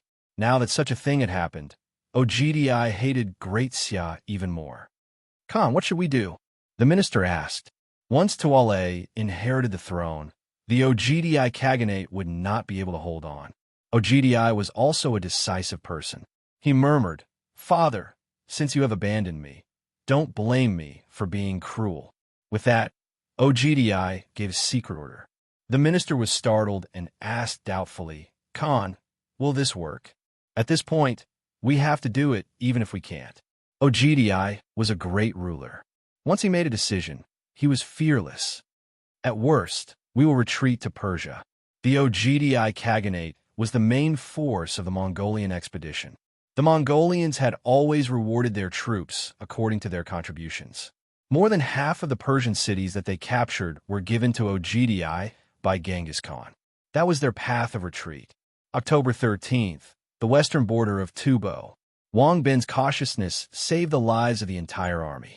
In the morning, just as Wang Bin's troops were about to meet the Ashoka dynasty's army, the scouts discovered something unusual with the enemy's grain transport team. In ancient times, in order to ensure the safety of the grain, a troop of soldiers would be sent to escort the grain transport team. Even so, the entire team was mainly made up of laborers pushing the grain carts along the mountain road. Especially since this place was the hinterland of Tubo and was not far from the Ashoka dynasty, Ashoka was naturally not worried that someone would attack them here, so there should be only a few guards. But in the eyes of the Qin army scouts, the grain transport team was very different. Almost every 100 meters, there would be a guard accompanying it. This was not normal. Apart from that, there was also a problem with the laborers pushing the grain carts. In the eyes of the scouts, more than half of the laborers were strong and vigorous, and their eyes were bright and full of expression. The problem was that those who were responsible for transporting provisions for the Ashoka dynasty were basically Tubo commoners who had been forcibly conscripted. It could be imagined that although they were respectful, they would not have any spirit. Furthermore, he was tortured by the Ashoka dynasty, and his food must have been terrible. It was impossible for his body to be so strong. All the signs pointed to the fact that the so-called grain transport team in front of them was the army of the Ashoka dynasty in disguise. Temporary camp, middle camp tent. Wang Bin received the report and said with a smile, "The enemy is really cunning. They actually disguised themselves as a grain transport team. No wonder we couldn't find them. They have been right under our noses all along." After entering Tubo, Wang Bin's troops had sent out a large number of scouts to find traces of the enemy and avoid them. After all, their mission was to attack the enemy's grain route, not to fight the enemy's main force. Now that the enemy was mixed in with the grain transport team, they had to fight even if they didn't want to. Young Marshal, this might be an opportunity to make a great contribution. The deputy seemed to have understood something. Wang Bin nodded with a smile. That's right. The enemy is mixed in with the grain transport team. The spy reported that the armors and weapons of the soldiers are hidden in the grain carts. As long as we catch them by surprise, we will definitely win the battle. Pass the order to the entire army to rest and reorganize for the night. We will fight tomorrow, Wang Bin ordered. Yes, sir. The deputy took his leave excitedly. The next morning, after breakfast, Wang Bin's troops mounted their horses and advanced at full speed, hiding in the shade of a mountain. The foot of the mountain was the path that the enemy had to pass through. At 9 o'clock in the morning, the Ashoka dynasty's grain transport team appeared at the end of the road.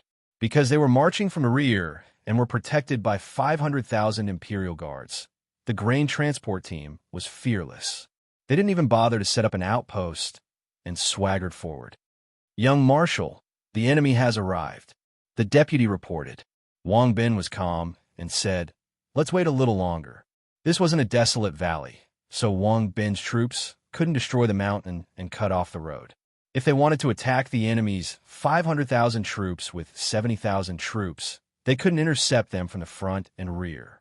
If they really did that, it was more likely that they would be killed by the enemy's pincer attack. Even so, Wang Bin didn't want to stop there and only take down the enemy's vanguard.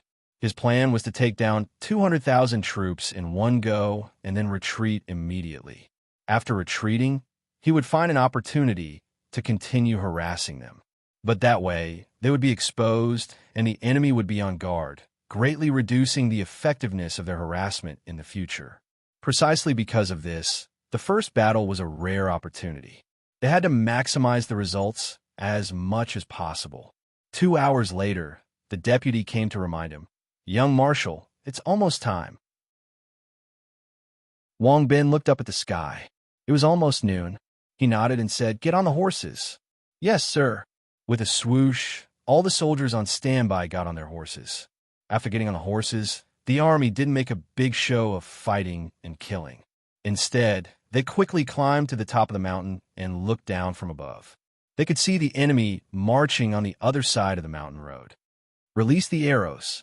With a single order, a vast rain of arrows weaved into a huge net that stretched for several li and came down from above. The arrows descended from above, and under the effect of gravity, they were like meteors that would take away one's life. Poochie, poochie, with muffled sounds, the arrows pierced through flesh. Miserable screams rose and fell. In the blink of an eye, a large number of soldiers fell to the ground, moaning nonstop. Enemy attack! Enemy attack! The supply team was like birds startled by the mere twang of a bowstring. The first to react were the fully armed guards. They immediately formed a formation or crouched on the ground, knocked their bows, and fired back. The soldiers disguised as laborers were busy taking out weapons from the supply trucks. As for the armor, they didn't have the time to wear it due to the urgency of the situation. Ancient armor was extremely complicated and couldn't be put on in a short period of time. There were also real laborers in the supply team. They were all Tubo commoners.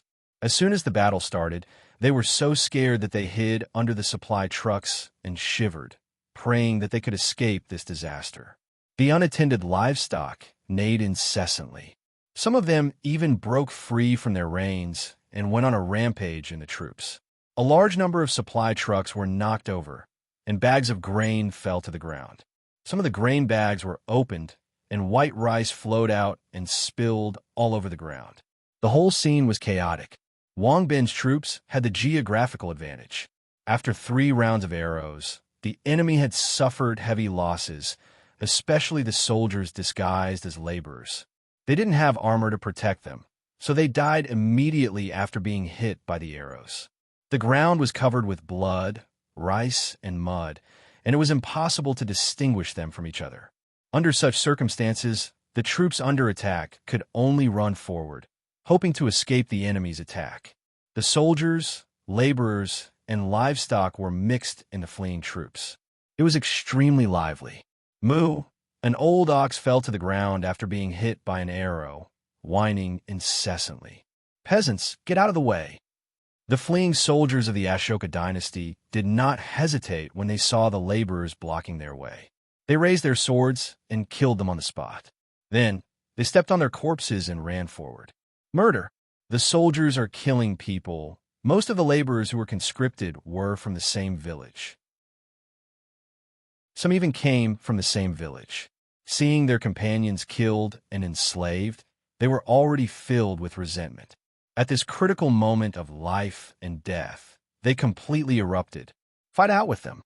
As they spoke, some of the laborers picked up the weapons on the ground and stood up straight. Peasants, how dare you rebel? The Ashoka dynasty army was even more furious, and they were even more merciless in killing the laborers. It was getting lively. The enemy troops were actually fighting each other as they fled. Wang Bin's troops, who were standing on the high ground, did not move. They continued to shoot arrows expressionlessly, reaping the lives of the enemy troops. In any case, there were so many enemies. After the first wave left, the second wave would fill in. This kind of killing wasn't too comfortable. The soldiers of the Ashoka dynasty weren't fools. After the initial panic, they quickly calmed down, especially the troops at the back who were not attacked. They had already put on their armor, formed a battle formation, and climbed up the mountain. Their plan was to reach the top of the mountain and cut off the retreat of the Great Xiao army. No matter what, the Ashoka dynasty had the absolute advantage in numbers and was not afraid at all.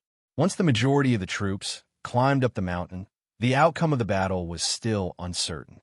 Young Marshal, the enemy's retreat is about to reach the top of the mountain, the deputy general reported.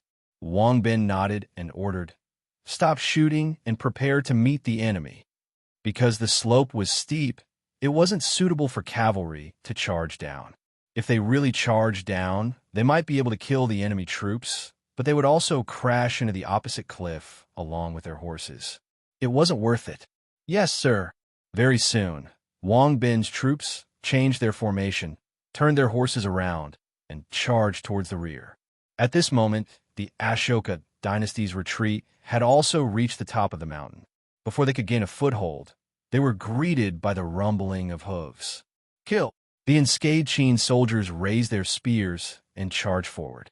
Faced with such a torrent of steel, the Ashoka dynasty was powerless. The soldiers could only let out a cry of despair before they were trampled into meat paste by the cavalry. Wang Bin's troops killed their way through the mountain like a bulldozer. Along the way, the Ashoka dynasty soldiers were either killed or rolled down the mountain. No one knew if they were still alive or dead. This time, it was really frightening. The Ashoka dynasty army that was climbing up the mountain couldn't help but stop for a moment, following which they rushed up the mountain at an even faster speed. When two enemies met on a narrow path, the courageous would win. The enemy cavalry had already charged past them. If they rushed up the mountain and got into formation, they would definitely be able to block the enemy. As long as they could block the first wave of attack, there would be a steady stream of companions that would follow. It was still too early to determine the outcome of the battle. Chapter 1268. Wang Bin's troops whizzed past the top of the mountain, completely crushing the first wave of enemies. The real test had just begun. Halt! With a command, the charging cavalrymen pulled the reins tightly and clamped their horses' bellies. Even so, it took more than 10 minutes before the high-speed charging army finally came to a halt. Back to the front. Continue the charge. The terrain at the top of the mountain was narrow and precipitous. The cavalrymen did not have the ability to make a detour and could only use the most primitive method to change direction. It was inevitable that they would be delayed for some time. Moreover, this way, the cavalry's momentum would have to be built up again. When the army changed direction, what awaited them was the Ashoka army that had completed their formation. They were densely packed along the top of the mountain, with no end in sight. On the slope below the mountain peak, there was a dense group of archers crawling on the slope. Charge! Wang Bin's troops had no other choice. They had to kill their way back and retreat along the path they had come from. That was the only way down the mountain. Taking advantage of the gap in their formation, the cavalrymen shook off the pieces of flesh, heads, and even intact corpses hanging on the tip of their spears. With a shake of the spear tip, blood sprayed into the sky, and the cold glint once again blossomed. This was all the soldiers could do. They did not even have time to tidy up their armor. They slapped their war horses and charged forward again. As they accelerated, they adjusted to the best attacking position. All their energy was concentrated on the spears in their hands. Anyone who was pierced by the spear would have no chance of survival. This was because the tip of the spear had already accumulated an unparalleled acceleration, and it would kill upon contact. Kill! The Qin soldiers roared in unison. They exhaled the turbid air in their mouths and condensed their aura into one. The Ashoka army at the front felt a mountain-like pressure pressing down on them. Within the pressure, there was a surging, killing intent. It was as though they were in a surging sea of blood, suffocating them. In just a month of fighting, this Qin army had already formed the soul of an iron-blooded army. It was terrifying.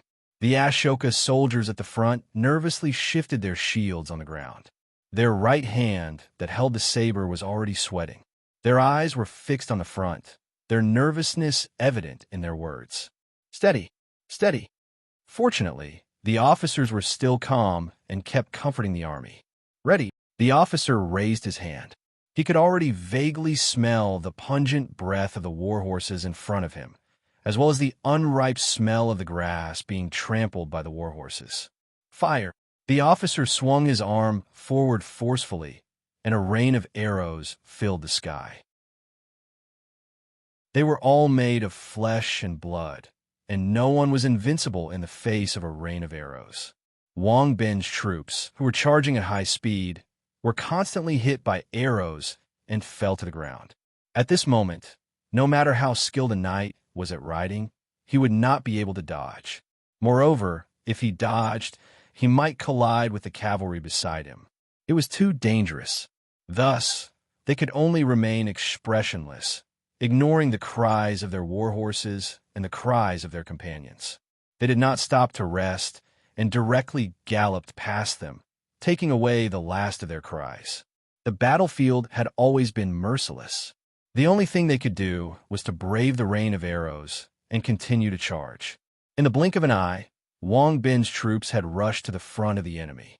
Facing the rows of shields and the lever spears that pierced through the gaps of the shields, the cavalry did not even blink. The war horses charged into the enemy's ranks, and the cavalry stabbed and flicked their spears, killing the enemy. The enemy soldiers on both flanks were pushed and shoved, and they tumbled down from the top of the hill in a sorry state. They crashed into the archers who were crouching on the hillside, causing even more chaos. Curses rang out incessantly. The commander of the Ashoka army looked embarrassed when he saw this from afar. Ambushing the archers on the hillside was truly a stinky move. Withdraw the archers and let the saber and shield soldiers take over, the commander decisively ordered. Yes, the archers withdrew like a receding tide, while the saber and shield soldiers roared and charged forward. When the two troops passed each other, the saber and shield soldiers couldn't help but mock them, making them blush in embarrassment. In the time it took for the Ashoka army to change formations, Wang Bin's troops had already charged through. Because the hilltop was narrow, when the two armies clashed, the infantry would either be knocked away by the cavalry, or the cavalry would be mercilessly killed by the infantry. There was no third possibility. The two sides were like two colliding wheat sticks, wearing each other down and becoming shorter. It all depended on who could last until the end. For Wang Bin's troops, their goal was clear. They wanted to charge all the way back to the starting point. No matter what price they had to pay, they couldn't change this order. But the price was heavy. By the time the army reached the starting point, although they had killed a large number of enemy soldiers, Wang Bin's troops of 70,000 were left with less than 50,000 men. Even Wang Bin's deputy general had been defeated in this battle. Fortunately, they had won in the end. Looking back at the mountain of corpses and sea of blood behind him, as well as the chaotic scene on the hillside and foot, Wang Bin nodded in satisfaction. He stopped fighting and decisively ordered, "Retreat." The rest of the army whizzed past the other side of the hilltop and disappeared from the enemy's sight. Wang Bin's troops had retreated, but the Ashoka army had only just begun to clean up the mess. Although they hadn't counted the casualties yet, the Ashoka army's face darkened when they saw the corpses all over the hill, especially on the mountain path in front of them. Based on his experience, they had lost at least 100,000 soldiers in this battle. Apart from the casualties of the soldiers, a large number of rations and supplies were scattered on the ground, mixed with mud and blood. It was obvious that they were no longer needed. The commander wanted to cry, but had no tears. He ordered fiercely, "Find traces of the enemy. If we don't kill them, how can we face the king?" "Yes, sir." The surviving Ashoka army was equally indignant. In fact, there was no need for the Ashoka army to find them. In the following week, Wang Bin commanded the army to constantly harass and attack the enemy's rations, either on a large scale or in small groups. Almost every day, there was a huge battle. The Ashoka army couldn't stand the harassment, but there was nothing they could do. The Tubo mountain roads were rugged, and there were few wide roads. There was only one rations route, so it was impossible to hide them even if they wanted to. Moreover, they were responsible for escorting the rations, so the battle line was inevitably stretched out. Faced with the harassment of Wang Bin's troops, the Ashoka army often couldn't take care of both the front and the back. Every time they managed to organize a large battle formation, the enemy had already left. After a week of fierce fighting, the Ashoka army lost another 50,000 men, and the rations they escorted were also heavily damaged. The commander of the army realized that if this continued, they would be overwhelmed by the enemy. 21 SD of October. Since the harassment had basically been achieved, Wang Bin decided to launch the last attack today and retreat to the Tangfan Ancient Road.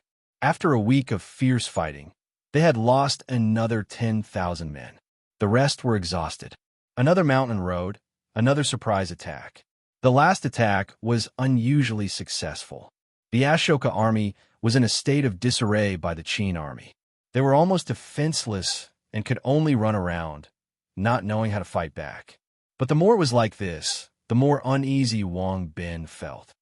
"Young Marshal, something's not right," the newly appointed deputy general said worriedly. "It's a little strange." Wang Bin was also very decisive. "Pass down the order, don't continue fighting. Retreat immediately." "Yes, sir." The deputy general was about to pass down the order, but it was too late. A large number of enemy troops suddenly appeared on the path they had come from, blocking their way. It turned out that the commander of the Ashoka army had set up an empty city stratagem, gathering the army in advance and trailing far behind the rations team, waiting for an opportunity to attack. When the Qin army arrived, the army moved quickly and blocked their path of retreat. "We've fallen into a trap." Wang Bin's eyes narrowed, and for the first time, he thought highly of the enemy's commander. It was also because the attacks had been too successful that Wang Bin had subconsciously let down his guard against the enemy, resulting in today's defeat. This was not the end.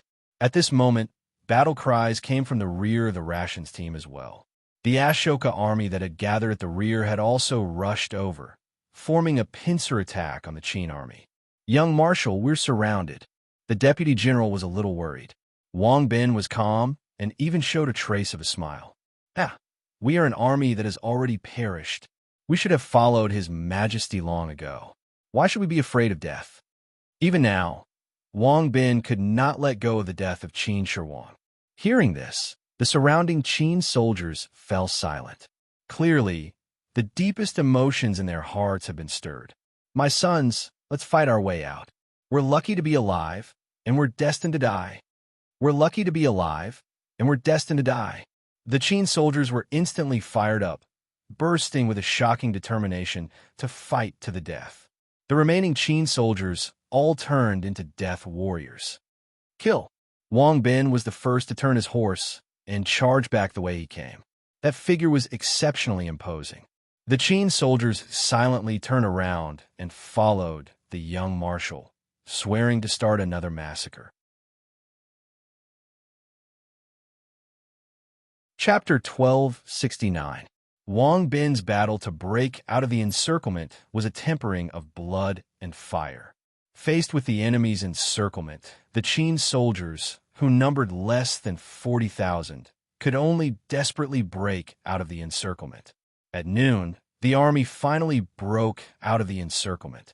After breaking out of the encirclement, Wang Bin looked at the sparse soldiers around him, and a trace of sorrow flashed in his eyes. There were less than 20,000 soldiers left from the 70,000 soldiers who set off for the war. Boys, let's go home. The enemy was still in pursuit, and Wang Bin had no time to sigh. For the next 2 days, one was chasing while the other was fleeing. They kept moving towards the Tangfan Ancient Road. On the 23rd of October, at 2 in the afternoon, Wang Bin and his troops finally arrived at Khantan Pasha Castle. Open the door. Open the door. We are the Great Xia Army. The Qin soldiers shouted for a long time, but the door of the castle didn't budge.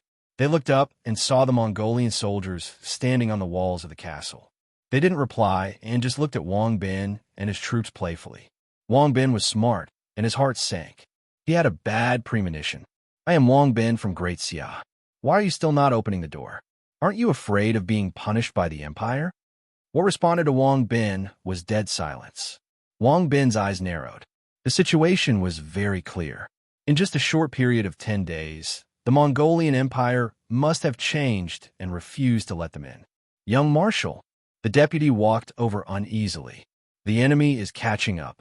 Wang Bin took one last look at the castle and turned around. Shall we go? Which way? Keep going east and meet up with the main force of the right wing. Wang Bin made up his mind. The deputy looked worried and wanted to say something, but stopped. This place was thousands of miles away from the front line, and the road was full of enemy territory. There were blockades in front and pursuers behind.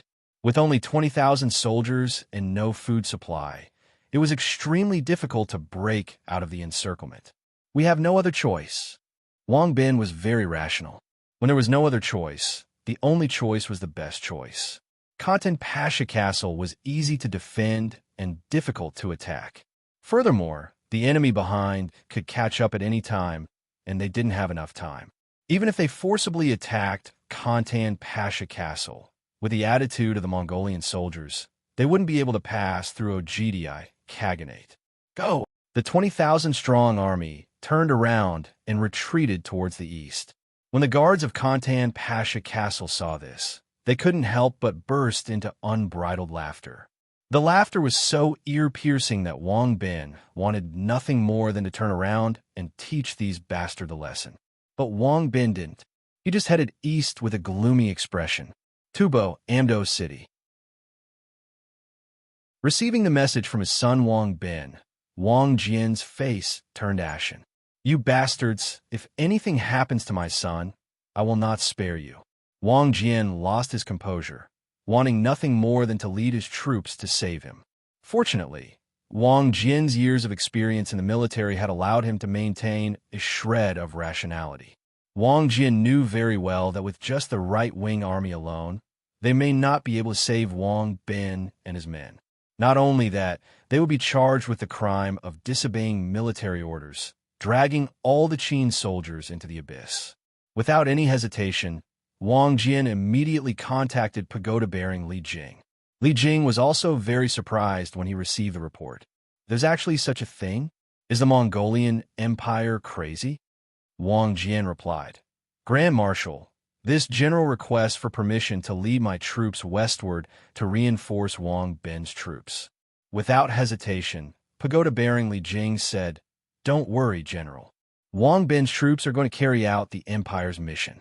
The Empire will not abandon them. Not only your right-wing army, the left-wing army will also advance westward. Thank you, Grand Marshal. Wang Jian's eyes flashed with gratitude. If the left and right wing attack together, the chances of success will be much higher. Wang Jian didn't expect pagoda-bearing Li Jing to be so straightforward. Finally, he has a trace of recognition towards the Empire. Not only that, pagoda-bearing Li Jing continued, I will report this matter to His Majesty immediately. How dare the OGDI Khaganate commit such a treacherous act? They're simply seeking death. As one of the three heavyweights of the Empire, pagoda-bearing Li Jing's words were filled with confidence. Thank you, Grand Marshal. Wang Jian cupped his fists again. With the Empire's help, justice will be served to Wang Bin and his men. With the order from the Supreme Commander, Wang Jian no longer delayed. He personally led the right-wing army and advanced westward. Saving people is like putting out a fire. There is no room for delay. Ben-Er, you must hold on. Wang Jian was burning with anxiety as he prayed silently in his heart.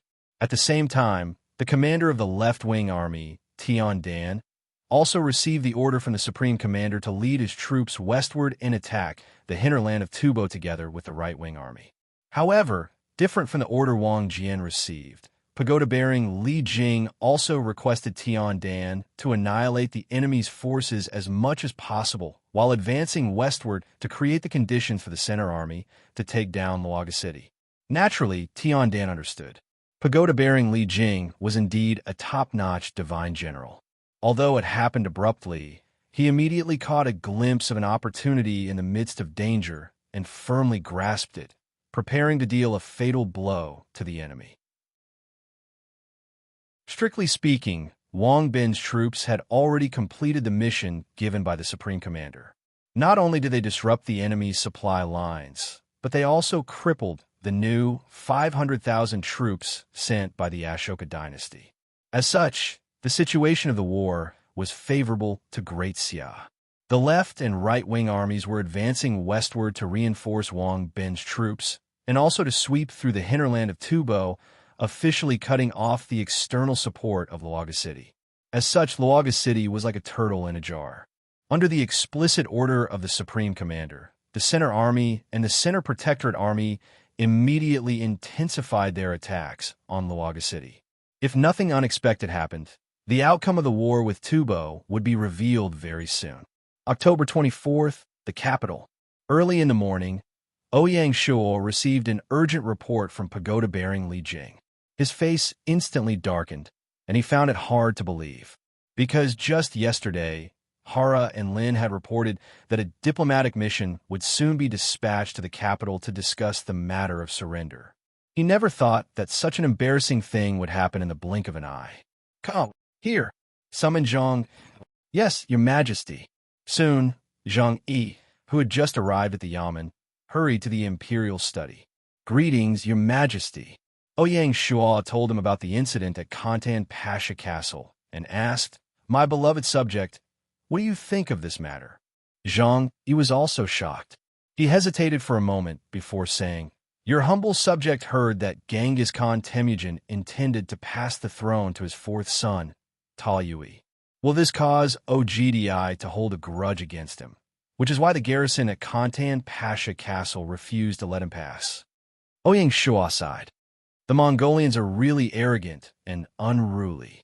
Zhang Yi's heart trembled. He did not know how this matter would affect the surrender of the Mongolian Empire. He also did not know if His Majesty would change his strategy towards the Mongolian Empire because of this matter. Ask the Mongolian side what is going on and give the imperial court an explanation as soon as possible. Ouyang Shuo ordered. Yes. Zhang Yi did not dare to delay and immediately turned around to carry out the order. He had a feeling that the Mongolian army was about to rise. Chapter 1270. Mongolian Empire, Hala, and Lin. Genghis Khan was shocked when he received the letter of inquiry from Great Xia's Honglu Temple. Unfilial son, unfilial son. Obviously, this was done by Ogdi himself. His goal was to disrupt the peace talks between Mongolia and Great Xia to stabilize his position. No matter what, Ogdi was not willing to be under his fourth brother, Taoyui. As a great ruler in history, this was Ogdi's pride. Moreover, in history, Taoyui was poisoned by Ogdi because of his suspicions. Who could guarantee that after Taoyui ascended to the throne, he would not do the same to him? Furthermore, as a great ruler who grew up in the grasslands, Ogdi was not willing to submit to Great Xia.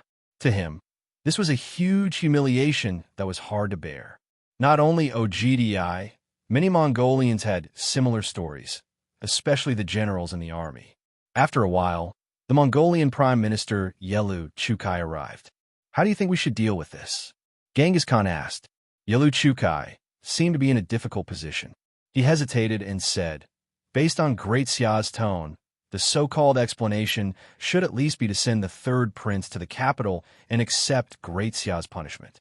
Genghis Khan's face turned ugly. He actually knew what Great Xia was going to do, but hearing Yelu Chukai say it out loud still made him feel ashamed. This is not possible. Genghis Khan shook his head. Ogdi's prestige in the Mongolian Empire was second only to Genghis Khan. If the Mongolian Empire really handed Ogdi over, the Mongolians would never be able to raise their heads again. Yes. Yelu Chukai nodded and added, I heard that many generals in the army do not like Great Xia. If we really arrest the third prince, there will be chaos in the army. That's why it is difficult. Genghis Khan frowned and could not help but scold. This unfilial son. Ogdi's actions had pushed Genghis Khan into a very passive position. It could even be said that he had pushed the Mongolian Empire to the edge of a cliff. On one side was peace, and on the other side was hell. Do you have any good ideas? Genghis Khan asked hopefully. When Yelu Chukai saw this, he half knelt on the ground and said in shame, This official deserves to die. I couldn't share the great Khan's burden. In front of absolute power, sometimes there was nothing that could be done. It had nothing to do with intelligence. Genghis Khan asked, Can you ask Great Xia to make an exception and use a general at the border as a scapegoat? Other than Ogdi himself, the Mongolian Empire also had two great generals, Borchu and Chilin, guarding the Ogdi Khaganate. To be more specific, the one guarding the southern border of the Ogdi Khaganate was Bogorchi, one of the four heroes. Bogorchi was not only the leader of the four heroes, but he was also Genghis Khan's childhood playmate. From the looks of it, Genghis Khan was actually prepared to sacrifice Bogorchi in exchange for Great Xia's forgiveness in order to tide over this calamity. Thinking of this, Yelu Chukai felt his palms breaking out in cold sweat. We could try. Yelu Chukai forced himself to remain calm. Genghis Khan nodded in satisfaction. Then go and do it. Yes, sir. Yelu Chukai turned around and left, his footsteps a little shaky. Genghis Khan looked at Yelu Chukai's back, and a cold light flashed in his eyes. The Mongolian Empire's so-called explanation could not satisfy Ouyang Shua at all. Wang Jian and his son were not only the commanders of the right-wing army, but they were also highly regarded by Ouyang Shua. He was prepared to entrust them with heavy responsibilities after the war with Tubo. If Wang Ben was killed because of Ogdi's selfishness, Wang Jian and the empire would be at odds. How could they be forgiven by killing Borchu? While the Mongolians valued Borchu, Ouyang Shua did not. Ouyang Shua said unhurriedly, Let's give them the cold shoulder for the time being. Remember, don't show any hostility. Understood?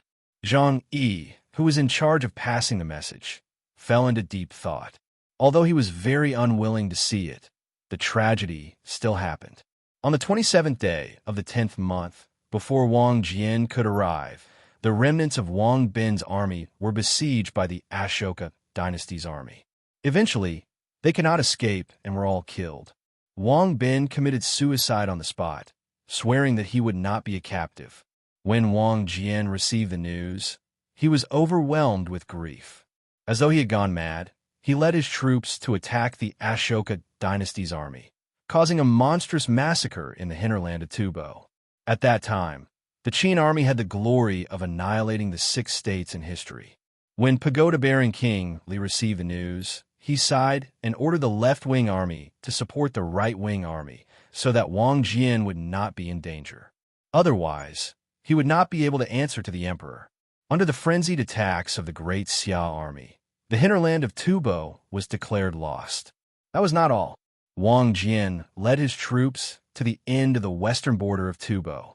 After collecting Wang Bin's corpse, he conveniently cut off the retreat route of the Ashoka dynasty's army. If not for the last shred of rationality, Wang Jian would have led his troops to attack the Kantan Pasha castle to avenge Wang Bin. On the 3rd day of the 11th month, under the relentless attacks of the Central Army and the Protectorate Army, Laga City was declared to have fallen. At this point, the entire Tubo battlefield was under the control of Great Xia. The Ashoka dynasty's army could only surrender helplessly. After 2.5 months of fierce battle, the Ashoka dynasty invested 2 million imperial guards. Other than those who died in battle, the remaining 75 surrendered. In addition, there were 250,000 Tubo soldiers who surrendered. At this point, the Ashoka dynasty's army of 5 million at its peak was reduced to 5 million. Their strength was greatly reduced. In the future, not to mention conquering other countries, their position as the local hegemon was also on the verge of collapse. Upon receiving the news, the 2 powerhouses, Peacock King and Gudo King, were elated. Almost at the same time as the end of the Tubo War, the Peacock dynasty and Gudo dynasty, who had been hiding in the dark, launched an attack on the Ashoka dynasty at the same time. The Indian district ushered in the largest chaotic battle in history. After this battle, the power structure of the Indian district will usher in a new reshuffle. Although the Tubo War was won, the Great Xia also paid a heavy price. Of the more than 2 million troops, only 3 million survived and more than 700,000 died. Among them, the right-wing army suffered the most casualties. Of the 500,000 troops, only less than 250,000 were left. When Wang Jian went crazy, it was really frightening. The right-wing army was killed. Other than the 70,000 troops under Wang Bin, the biggest casualty occurred when Wang Jian led his troops to the west. The crazy Wang Jian did not care about sacrifices when he fought. The Tubo battlefield was a veritable meat grinder. Fortunately, the surviving 3 million troops, after the baptism of this battle, had finally matured. In other dynasties, they could be used as elites. Unfortunately, the Great Xia was in the midst of a large-scale disarmament and could not accommodate these 3 million troops. How should they be settled? Very soon, a decision was made. The moment he learned of Wang Bin's death, Wang Jian could no longer suppress the grief in his heart and directly submitted a memorial to Ouyang Shua. He spoke with sincerity. "This general has no other request but to lead my troops to the Ogdi Khaganate. If your majesty can agree to this general's request, this general will be willing to sacrifice my life for the empire." What else could Ouyang Shua say when Wang Jian had already said it like this? Genghis Khan's perfunctory response had already made Ouyang Shua very dissatisfied. He had the thought of taking the opportunity to clean up the Mongolian Empire. When Wang Bin died in battle, he had already made up his mind. Wang Jian's submission at this time, was it not a chance for Ouyang Shua to buy people's hearts? To be able to make a divine general like Wang Jian unswervingly loyal to the empire, it was worth more than anything. Ouyang Shua almost did not hesitate and agreed to Wang Jian's battle plan.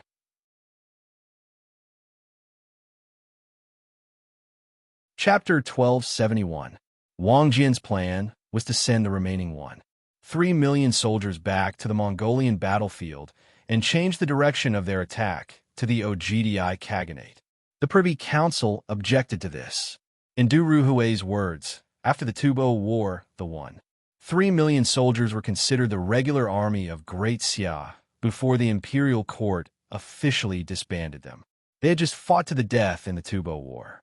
Although it was for survival, they had done their best for the empire and deserved the respect and treatment they deserved.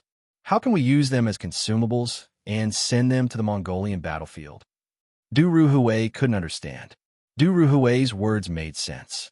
In response to the Privy Council's request, Ouyang Shua took a compromise and stated that the 3 million soldiers were only responsible for attacking the Ogdi Khaganate.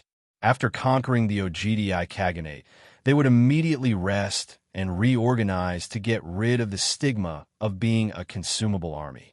During the Tubo War, it was unknown who leaked the news, or if outsiders guessed correctly, but some people in the imperial court called the 2 million soldiers sent to the Tubo War a consumable army. Such an insulting title really made one's heart turn cold. When Ouyang Shua received the news, he immediately ordered his men to investigate and arrested a group of rumor mongers. Only then did the storm calm down. If the storm was allowed to continue and spread to the front lines, it might cause some trouble. Speaking of which, Ouyang Shua was the one who made the final decision on the meat grinder plan. He was the one who started it. Now that he stood out to refute the rumors, it was really like being a whore, but still wanted to maintain a chastity archway. But that was politics. As an emperor, Ouyang Shua often had to face such contradictory choices. His hands were no longer clean. Ouyang Shua's ultimate goal was to have a clear conscience.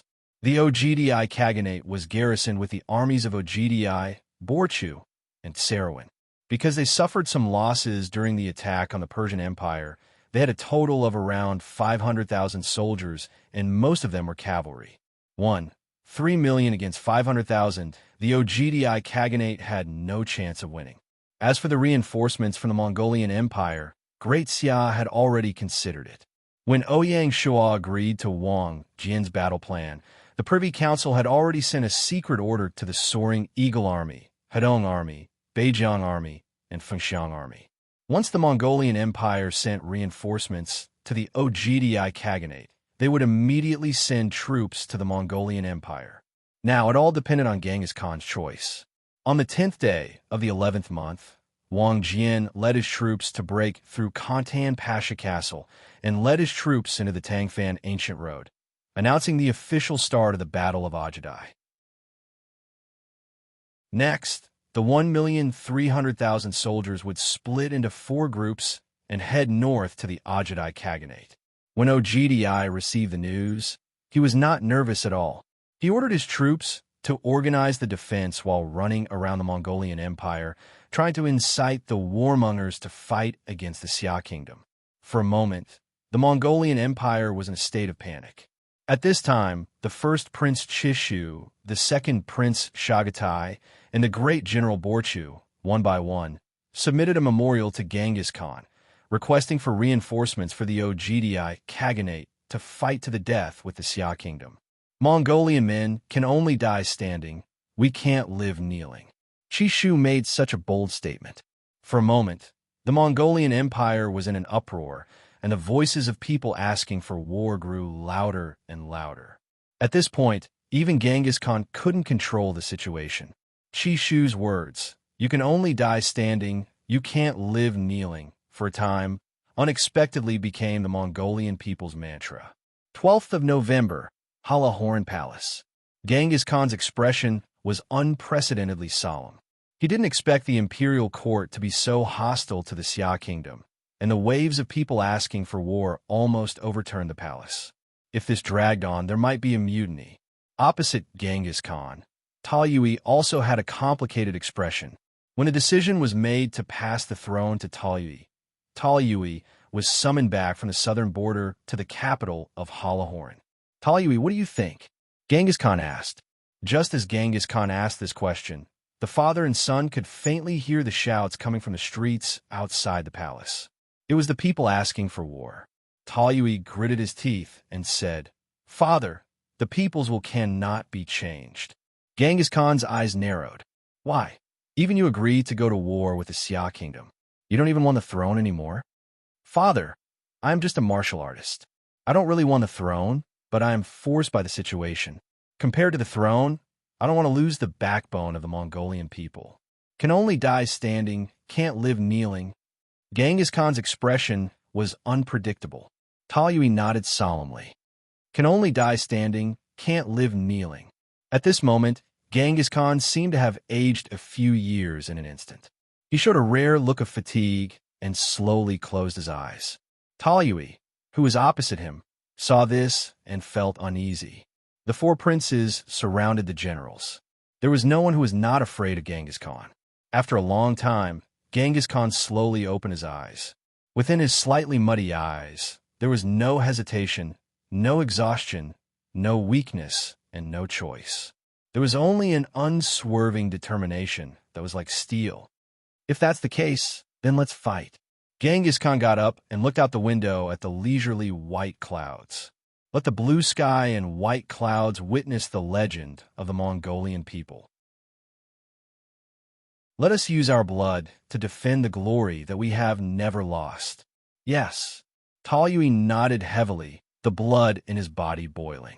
On the 13th of November, the Mongolian Empire took the initiative to terminate the negotiations with the Xia Kingdom. This also meant that before winter, the remaining two empires in the Huaxia region would start a life and death war. Without hesitation, the well-prepared Soaring Eagle Army, Hedong Army, Beijiang Army, and Fengxiang Army split into four groups and brazenly attacked the Mongolian Empire. In Ouyang Shua's words, the Xia Kingdom would never allow enemies to attack the Mongolian Empire again. Defend the country from the enemy was the most basic requirement Ouyang Shua had for the Xia Kingdom. In an instant, the north was once again covered in smoke. Ouyang Shua was optimistic. As early as a month ago, he faintly felt that this war was inevitable. Therefore, he ordered the four armies to make early preparations. The rations and fodder were already in place. Other than the 500,000 soldiers of the Oghidi Khaganate, the Mongolian Empire had 800,000 soldiers distributed in the north, east, south, and center. It was impossible for them to compete with the four armies of the Xia Kingdom.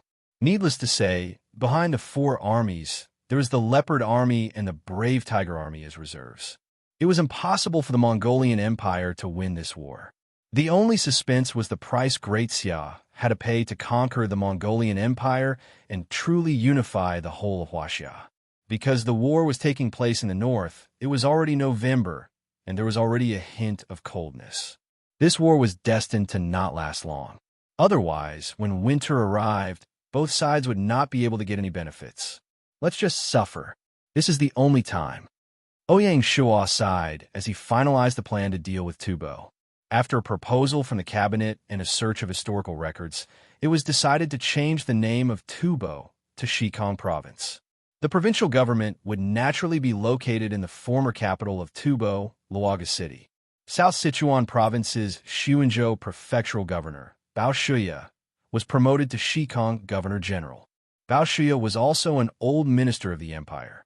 He had once competed with Fan Zhongyan for the position of South Sichuan Province's governor. Whether it was experience or ability, he was qualified to be Xikang Governor-General.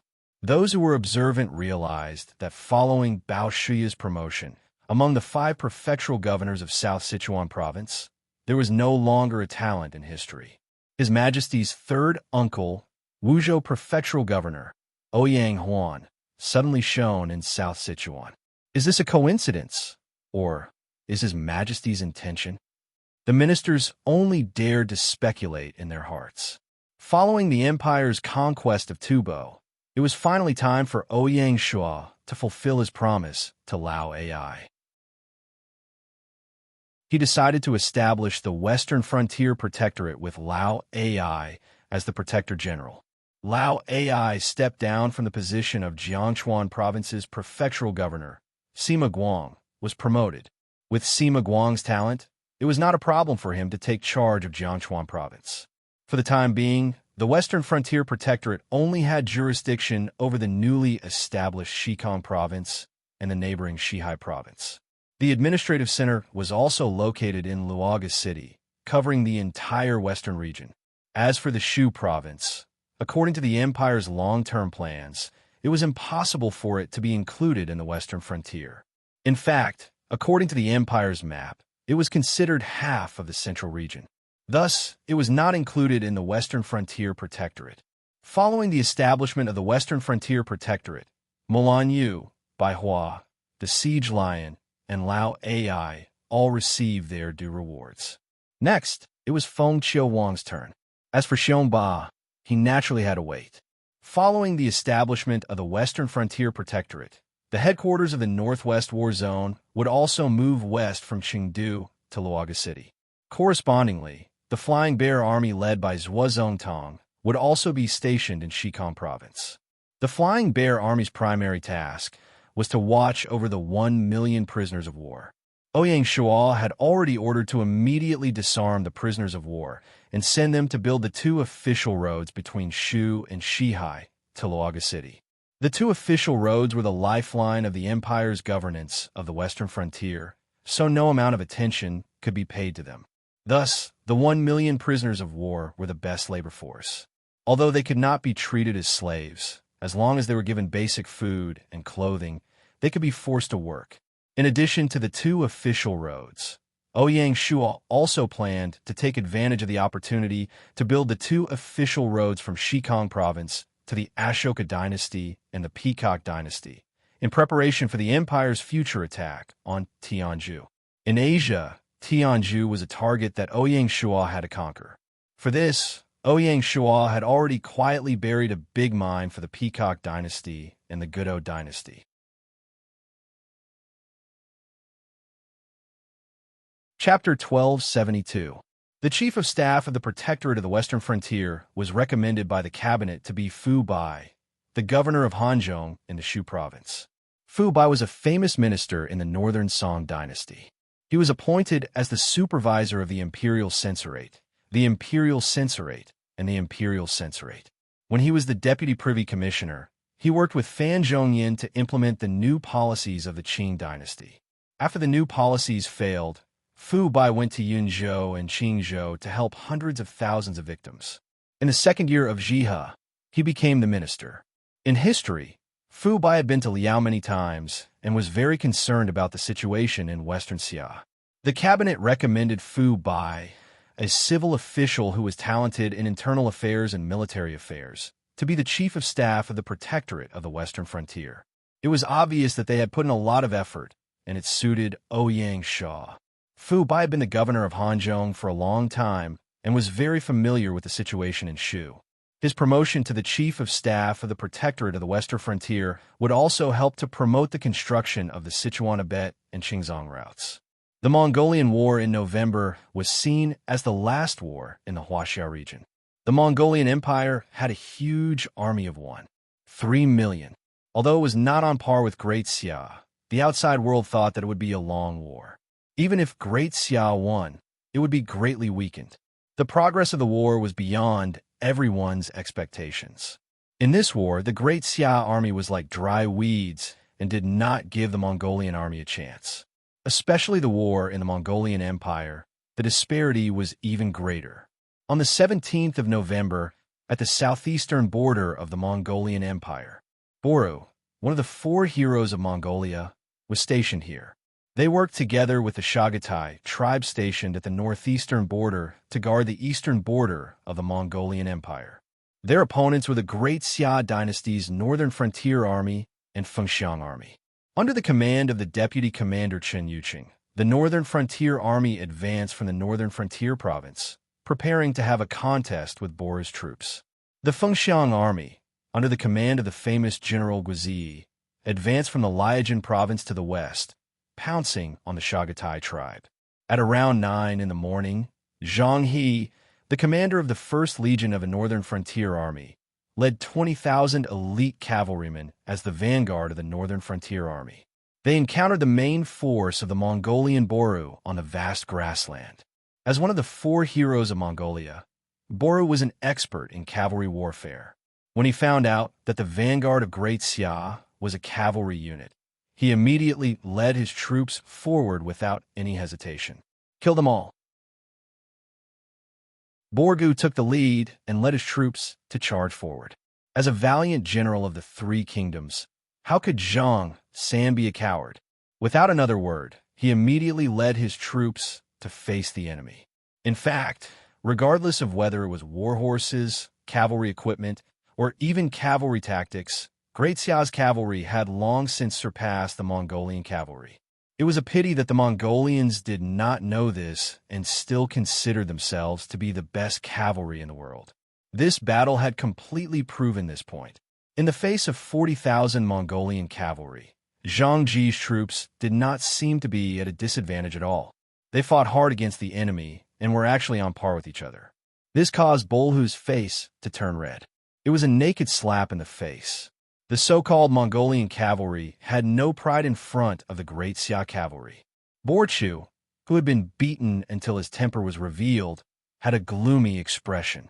In order to save some face, he was now determined to kill Zhang San and his troops.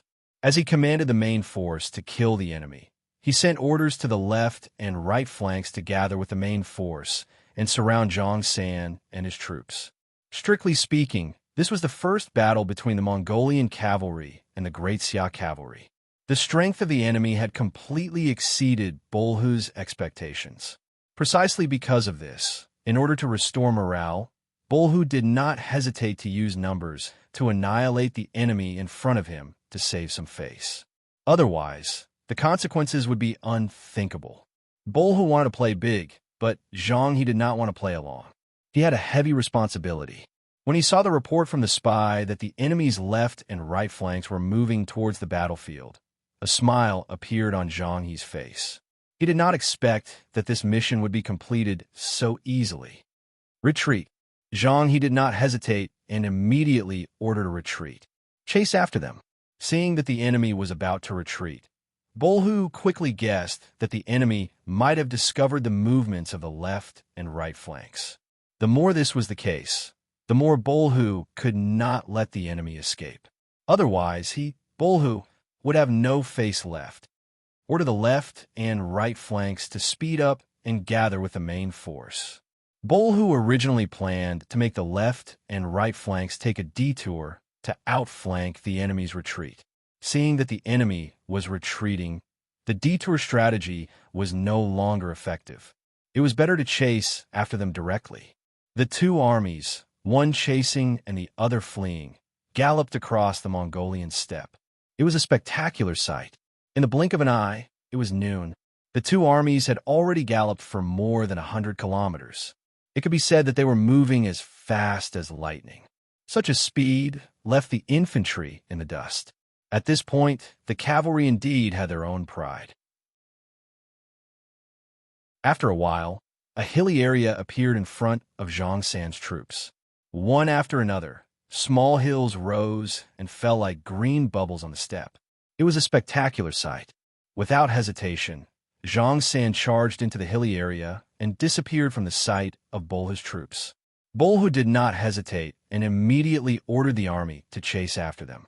On the vast steppe, even the hills were no more than 30 to 50 meters high.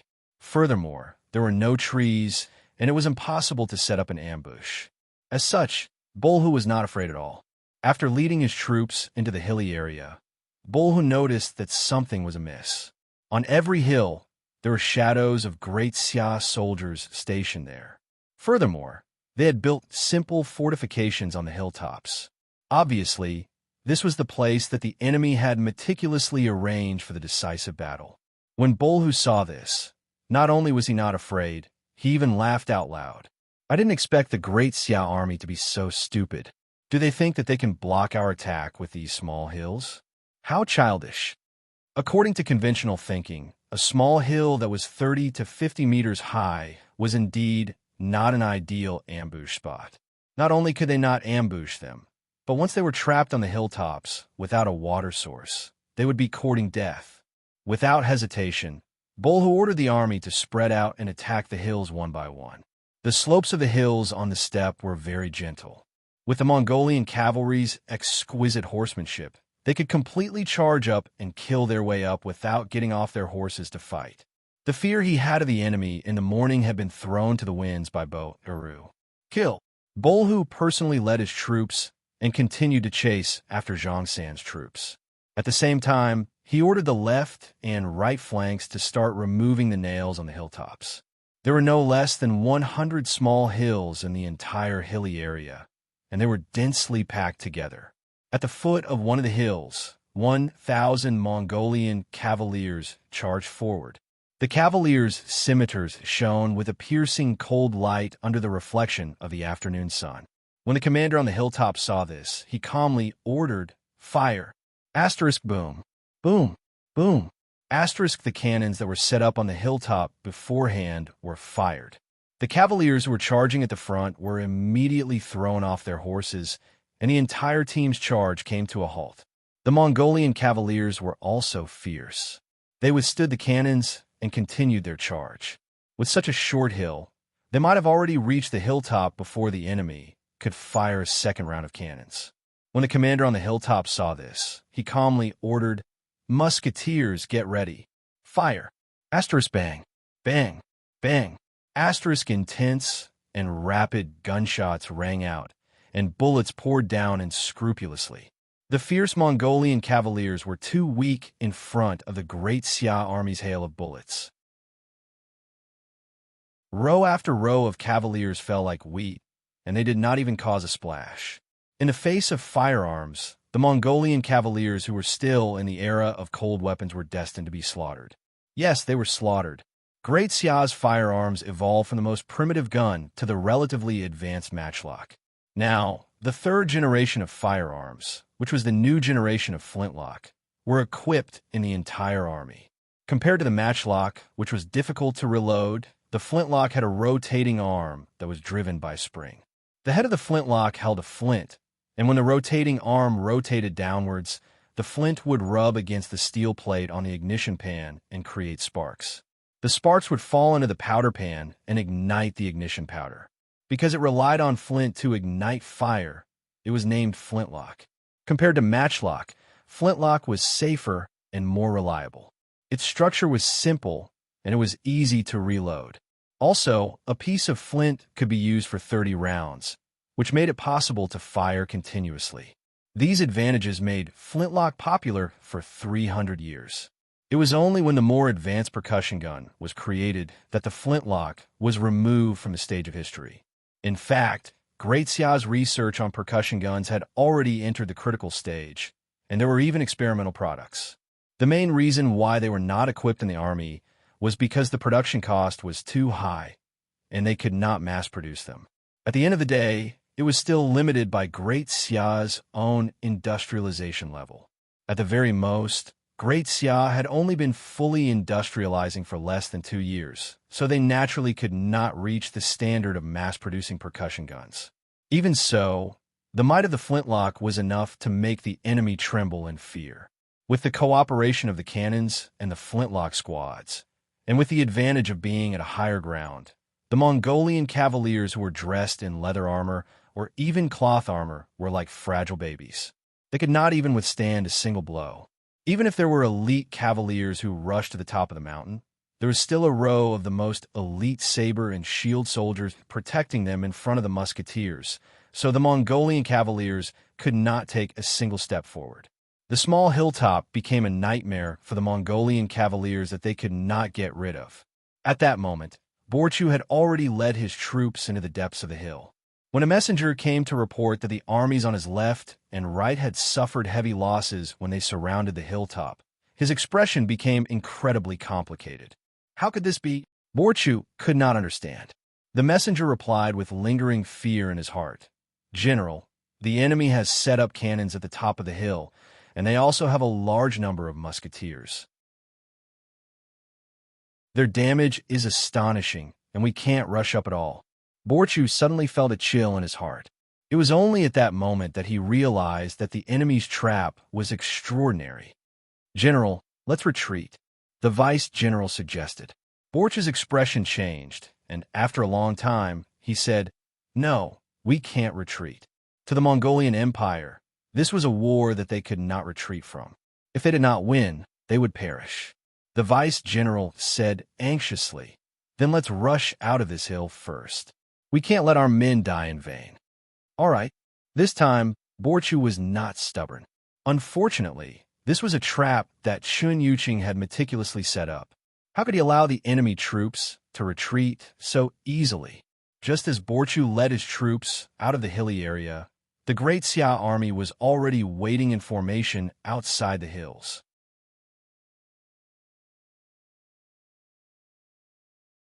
Chapter 1273. The hilly area seemed to be filled with battle fortresses, but in fact, the northern border army did not consume many soldiers. Most of the northern border army's troops were deployed at the various entrances and exits of the hilly area. At each exit was a row of cannons. Behind them were the musketeers, and the two flanks were covered by the sword and shield soldiers. The sword and shield soldiers were flanked by the cavalry. The Mongolian cavaliers had suffered great losses in the hilly area, and if they wanted to break through this sort of defense line, it would be as difficult as ascending to heaven. In the words of Chun Yuqing, the vice commander of Northern Frontier Army, this place was the graveyard of Boru tribe. The cannons were sealed and a hail of bullets rained down. 130,000 Mongolian cavaliers were trapped in the hills. They would die if they advanced, but they would also die if they retreated. There was nothing more hopeless than this. In just one afternoon, close to 70,000 Mongolian cavalrymen were killed by the great Xia army's hail of bullets. The Mongolian cavalrymen who managed to charge out had to face the pursuit and interception of the cavalry and infantry of the northern borderline army. There was no way out. There was no hope at all. At 5 o'clock in the afternoon, Bor was hit by a shell fragment during a charge and was seriously injured. The general wanted to risk his life to bring Boru out, but Boru refused. This Mongolian general carried out one last charge at the enemy with his heavily injured body. Following Bolhu's death, the remaining Mongolian cavalry finally lowered their arrogant heads and surrendered to the great Xia army. Just like that, in just one day, the Northern Frontier Army defeated one of the 9 Mongolian divisions. The news shocked the entire Mongolian Empire. Hara and Forest, Royal Palace. Upon receiving the news that Boru had died in battle and his troops had been routed, Genghis Khan almost lost his balance. His face turned pale as he muttered to himself, "How could it be? How could it be? How could it be?" Genghis Khan could not accept such a result. After reading the detailed battle report, Genghis Khan felt a chill that could not be dispelled, instantly spreading throughout his body. In the face of such a great Xia army, would the Mongolian army, which was basically made up of cavalry, have any chance of winning? The Mongolian cavaliers, who were famous throughout history, ran into a natural enemy they had never encountered before. On the opposite side, Taoyui saw this and asked, "Father Khan, do you want to recruit more young men into the army?" The Mongolians were all soldiers. As long as they wanted to, they could very quickly recruit several 100,000 new soldiers. Taoyui was obviously not confident in this battle and wanted to recruit soldiers at the last minute. "Forget it. Let's leave some seeds for our people." Genghis Khan waved his hand tiredly. In the face of such an enemy, conscripting soldiers at the last minute would just be draining the Mongolians of their own blood. "This is the sin we have committed. Don't let the entire clan die with us." Genghis Khan closed his eyes in pain. When Taoyui saw this, he felt a tinge of regret for the first time. If he did not propose to start a war with the Xia, he might not have been defeated today, and he would not have dragged the Mongolian Empire into the abyss of blood. It could even be said that Taoyui hated his third brother, Ajadai. However, there was no turning back. Since the Mongolian Empire had declared war and the Xia had accepted the challenge, there was no way there would be peace. There were only 2 paths in front of the Mongolian Empire. They could either bow their heads obediently or die with pride. Not only the Mongolian Empire, even the great Xia army was shocked by this battle. Many of the generals did not expect the power of firearms to be so terrifying. In this round of disarmament in Great Xia, it was clearly stipulated that they would increase the proportion of gunmen and other firearms, once again reduce the proportion of cold weapons, and greatly reduce the number of cavalry and pikemen. To be honest, some of the generals in the army did not understand this. During the disarmament process, there was no lack of protests. When the Battle of Nameless Hill was revealed in detail by the Privy Council, Those great Xia generals who insisted on defending the glory of cold weapons fell silent and obediently cooperated with the Privy Council to complete the disarmament. When Ouyang Shuo received the report, he was delighted and immediately issued an order to promote Chen Yu to the commander of the Beijiang army and give him the rank of Rank 3 Northern General. The former commander of the Beijiang army, Yu Fei, was given another position. After the war with Mongolia ended, the Great Xia army would welcome another round of adjustments, and Yu Fei would be placed in an important position. Ouyang Shuo's action was to reward Chen Yu for his contribution in the war with Mongolia and to boost the morale of the entire army. It was also to reward Chen Yuqing for eliminating a hidden danger in the disarmament through the use of firearms. Chen Yuqing, who came from the Taiping Heavenly Kingdom, was familiar with firearms, and he did not disappoint Ouyang Shuo. Chen Yuqing made use of the unique terrain to deal with the Mongolian cavalry and formulated a strategy that was most suitable for the use of firearms. He became famous after this battle. As the saying goes, seeing is believing. Some of the generals in the Great Xia army who had never seen the power of firearms would inevitably have a certain prejudice against this new type of weapon. They even stubbornly believed that cold weapons were the mainstream of warfare. Because of their different experiences and the limitations of the era, it was understandable for the generals to have such a perception. However, even if Ouyang Shuo could understand it, it did not mean that he agreed with it. The battle at Nameless Hill was like a wake-up call to these stubborn generals. They started to face the power of firearms seriously and learned to keep up with the times. Even the commander of the Imperial Guards, Hua Tsubing, was deeply inspired. To put it bluntly, the battle at Nameless Hill was a huge blow to Hua Tsubing. Hua Tsubing was a genius general in cavalry warfare, and the Imperial Guards under him were mainly cavalry. They had made great contributions to the empire and were seen as the most dazzling jewel in the empire's crown. But now, they were in an awkward situation. Was the desolation of the Mongolian cavalry a tragic silhouette of the Imperial Guard's future? In this round of disarmament, other than the 100,000 Imperial Guards, more than half of the remaining cavalry would have to change their occupation. This was especially so for the light cavalry, as all of them would have to change their occupation to lancers.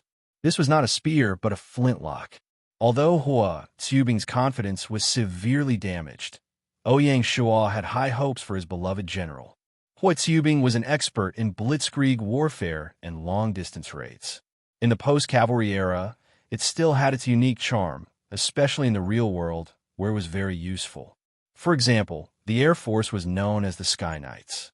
Other than that, motorized troops, tanks, and other highly mobile armored troops were actually the evolved version of ancient cavalry. The only difference was that their mounts were not grass-eating warhorses, but oil-eating machines. A general like Hua Tsubing, who had a distinctive fighting style, would never fall behind. Cavalry will never die. They just change their appearance. Ouyang Shuo comforted his beloved general. Ouyang Shuo had already instructed the Empire's Army University and Empire's Navy University to take the opportunity of the disarmament to temporarily set up a high-level officer training course for the generals to use firearms. Hua Tsubing was the first general to register. The battle at Nameless Hill was definitely not an exception. It was just the beginning. On the 19th of November, Guozi led the Fengxiang army and attacked the Chagatai tribe, killing 30,000 of them. Just like that, the Mongolian Empire was declared to have fallen. On the 20th, Li Mu led the Soaring Eagle army and fought the Mawali tribe, killing 50,000 of them. The Mongolian general, Mawali, died on the spot. On the 23rd of November, the newly appointed pacifying West general, Ho Junji, led the Hudong army and fought against the Juchi tribe, who came down from the north, killing 20,000 of them. Just like that, the Mongolian Empire's southern front was declared to have fallen. In just 4 days, the Mongolian Empire lost more than 100,000 soldiers. Although the three armies didn't create the Chen Yuqing miracle, the Great Xia army had indeed crushed the Mongolian cavalry with the help of flintlocks and cannons. One had to know that these 3 battles were decided on the grasslands. The vast Mongolian grasslands were originally the most suitable battlefield for the Mongolian cavalry. However, the Mongolian cavalry still couldn't escape the fate of being defeated. Pure cavalry was destined to be eliminated by history in the Gaia 7 years when firearms were on the rise.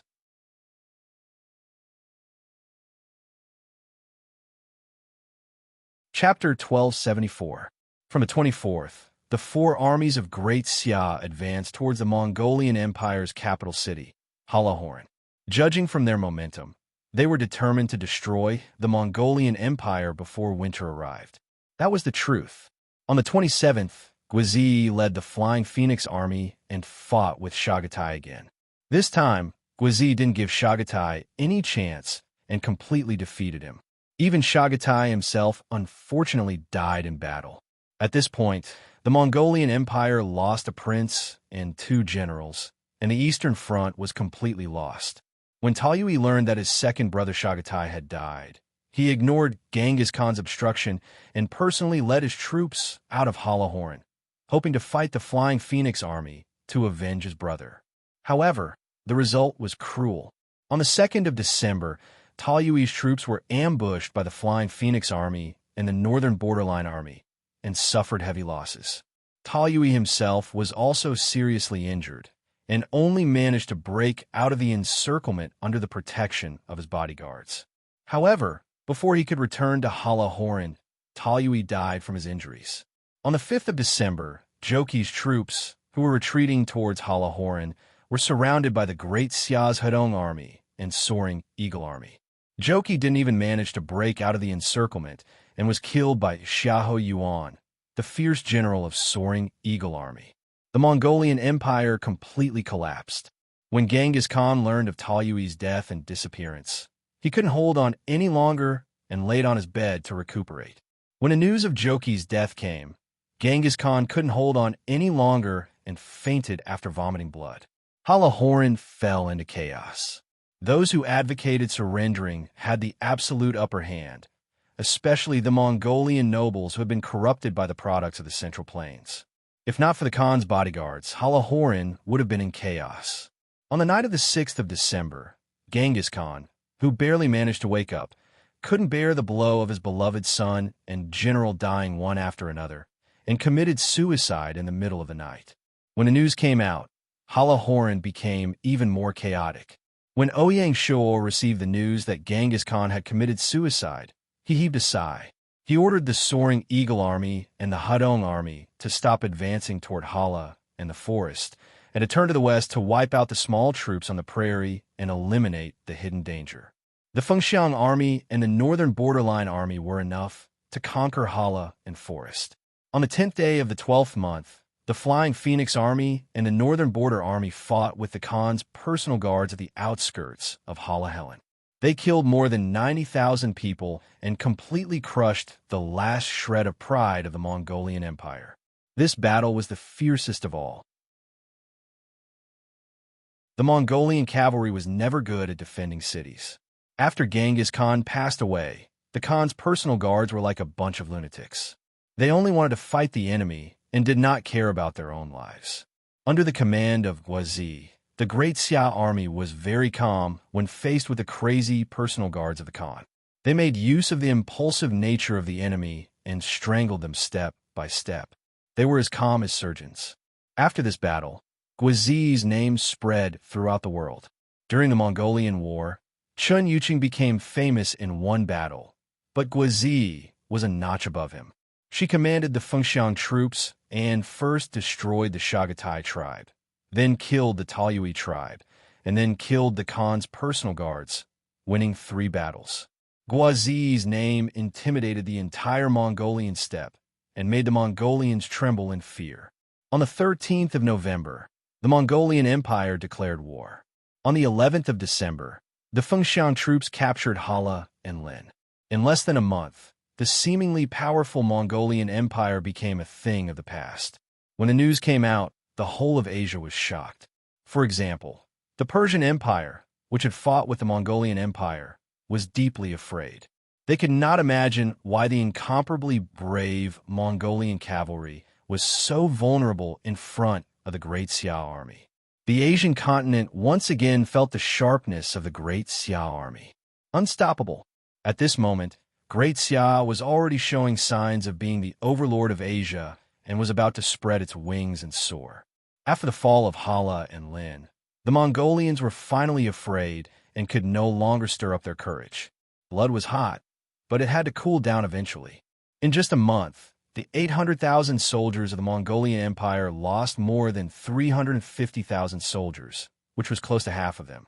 The entire Mongolian steppe was dyed red with blood. Countless vultures and goshawks circled above the steppe, enjoying this rare feast. The Mongolians who had lost their loved ones led their old horses to various battlefields with sorrowful expressions. They collected the corpses of their sons, brothers, and even their fathers so that the deceased could rest in peace. On the battlefield, the sound of crying could be heard incessantly. No, it wasn't just the battlefield. The entire Mongolian steppe was in tears. In order to defend the pride of the Mongolian cavalry, the Mongolians paid a bloody price. Under the attack of the Great Xia army, they groaned in pain and eventually turned into fear. This fear was soaked in blood and had already seeped into their bones. Other than fear, there might also be resentment and hostility. It was easy for Great Xia to attack the Mongolian Empire, but to govern this blood-stained land, they had to put in 12 times the effort. Because of this, Ouyang Shua did not want to use war to solve the problem. However, the development of the situation eventually pushed both parties to an unpredictable battlefield. After a tempering of blood and fire, Great Xia established its unshakable orthodox position in the Huaxia region. Ouyang Shua could no longer accurately evaluate the gains and losses of this war. 12th of December, Ogdi Khaganate. Under the fierce attack of the Great Xia army, especially the relentless pursuit of Wang Jian, the 500,000 soldiers of Ogdi Khaganate suffered heavy losses and were left with less than 200,000 soldiers. Bogorchi, one of the four heroes, the culprit behind the annihilation of Wang Bin's troops, was personally killed by Wang Jian. It was reported that on that day, Wang Jian used Bogorchi's head as a memorial to Wang Bin and the 70,000 soldiers who had followed Wang Bin. He even swore to the heavens that he would take Ogdi's head as a memorial. If Bogorchi was the culprit, then Ogdi was the instigator. However, just as Wang Jian was about to lead his troops to pursue the remaining enemy troops, he helplessly realized that he would not be able to fulfill this oath in the 7th year of Gaia. With the fall of their headquarters, the morale of the Mongolian army hit rock bottom. Ogdi was finally afraid.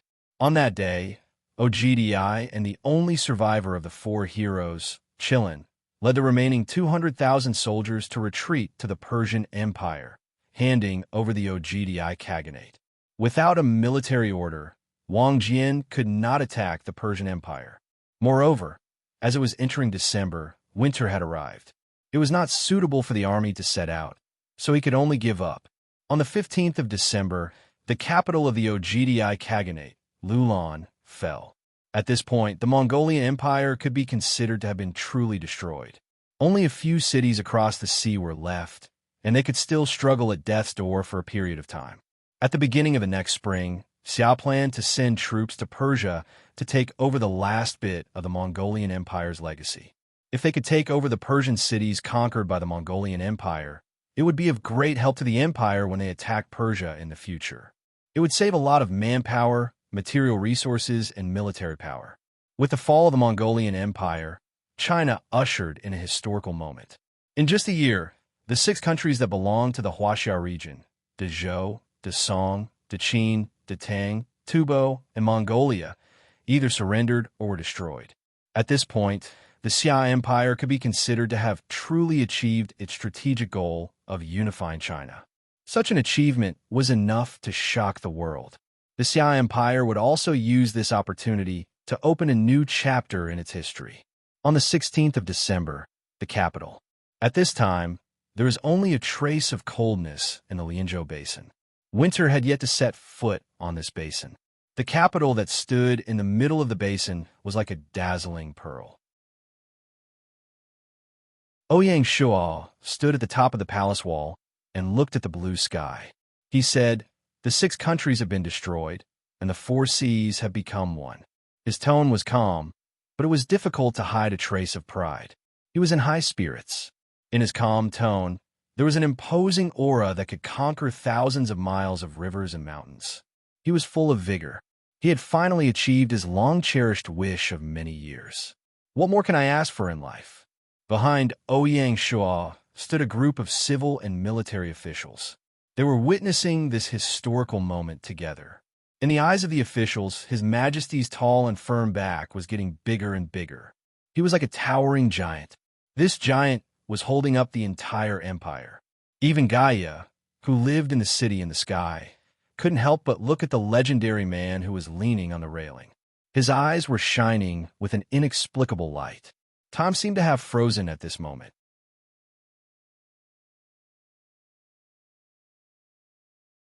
Chapter 1275. At the moment he unified China, Ouyang Shuo's state of mind seemed to have welcomed a sharp change once more, and it became even more distant and tranquil. His gaze seemed to be able to penetrate through the dense mist of time and space to see into the unknown distance. Ouyang Shuo's strategic vision did not need to rely on his rebirth to see further than others. While dealing with the empire's affairs, Ouyang Shuo became even more composed. It was as if he had reached an immovable mountain realm. His mind, energy, and mind seemed to be fused into one. At this moment, his 5 Emperors mantra finally broke through to the 10th level. His body broke through the limits of the Hodian realm and reached Xiantian level 1. In order to reach the 10th level, Ouyang Shuo had spent 2 years to refine his body. It could be imagined that the further one progressed in the 5 Emperors' true scripture, the more difficult it would be to cultivate. In fact, the advancement of each layer would take years. If one encountered a bottleneck and was unable to comprehend it, they would be stuck for several years. Just like how Ouyang Shuo had used 9 months to advance from the 9th level to the 10th level. It was equivalent to the total time he had spent cultivating the first 8 levels. If not for the change in his state of mind, he might not have been able to advance. Fortuitous encounters were truly hard to fathom. In the remaining half a month of the 7th year of Gaia, the Great Xia Imperial Court quickly decided on how to deal with the Mongolian Empire. The Imperial Court decided to split the Mongolian Empire's territory into 2. The Ogdi Khaganate's territory, which was the former Western Turkic Khaganate's territory, would be the Western Frontier Province. The 2 provinces occupied a large area, especially the Northern Plains Province. It spanned across the east and west. There were grasslands, highlands, and deserts. It was the largest province in the Great Xia Empire. The Western Frontier Province was not inferior either. There were deserts, mountain ranges, and basins within its territory. Ouyang Shuo had unexpectedly chosen the former Mongolian Prime Minister, one of the 10 famous Prime Ministers of China, Yelu Chukai. Ouyang Shuo had made this decision after careful consideration. Firstly, Yelu Chukai was not a Mongolian and had no blood feud with the Great Xia. When Genghis Khan was unconscious, it was Yelu Chukai who stabilized the situation, preventing Hara and Lin from descending into chaos. To Yelu Chukai, he had no other choice but to serve the empire. Secondly, Yelu Chukai had been assisting the Khan in governing Mongolia for a long time. He had rich experience and had high prestige among the Mongolians. With Yelu Chukai as the governor of Northern Plains, it was very beneficial to stabilize the people of Northern Plains. Because of this, Ouyang Shuo appointed this person as the governor of Northern Plains. The candidate for the Governor-General of the Western Frontier Province was delineated to be South Min Province's Shaowu County Governor, Jing Jian. Supervisor Jing could be considered an old official of the empire. He had once held the position of head of the inspectorate. Because of Wei Yang's taboo, he was sent out to guard Shaowu County. His promotion to the governor of the western border could be said to be a popular choice. No matter if it was Northern Plains Province or Western Border Province, For a province like this, which was a border province with a vast territory and a complex ethnic composition, the governor had to be someone with strength. Yelu Chukai and Jing Jian undoubtedly fulfilled this trait. Using the opportunity of establishing the two provinces, the imperial court also made adjustments to the areas under the Northern Border Protectorate and Western Border Protectorate to adapt to the empire's strategy, making the two protectorates more worthy of their name. A few days ago, the imperial court decided to separate Northern Border Province and Yingzhou Province from the Northern Border Protectorate and place them under the direct control of the imperial court. At the same time, Northern Plains Province would be placed under the Northern Border Protectorate. Like this, the Northern Border Protectorate would lose control of Northern Plains and Liaojin Province, unifying the northern border of the empire. The headquarters of the Protectorate would also be moved from the capital to Hara and Lin in order to better guard the northern border. To the Northern Border Protectorate, this was a completely new challenge. Whether or not they could guard and govern the northern border for the empire was a test of Ouyang Shua for the siege lions. If they could govern them well, the siege lions would be able to advance in the future. If they could not, then they could not blame Ouyang Shua for disregarding old ties.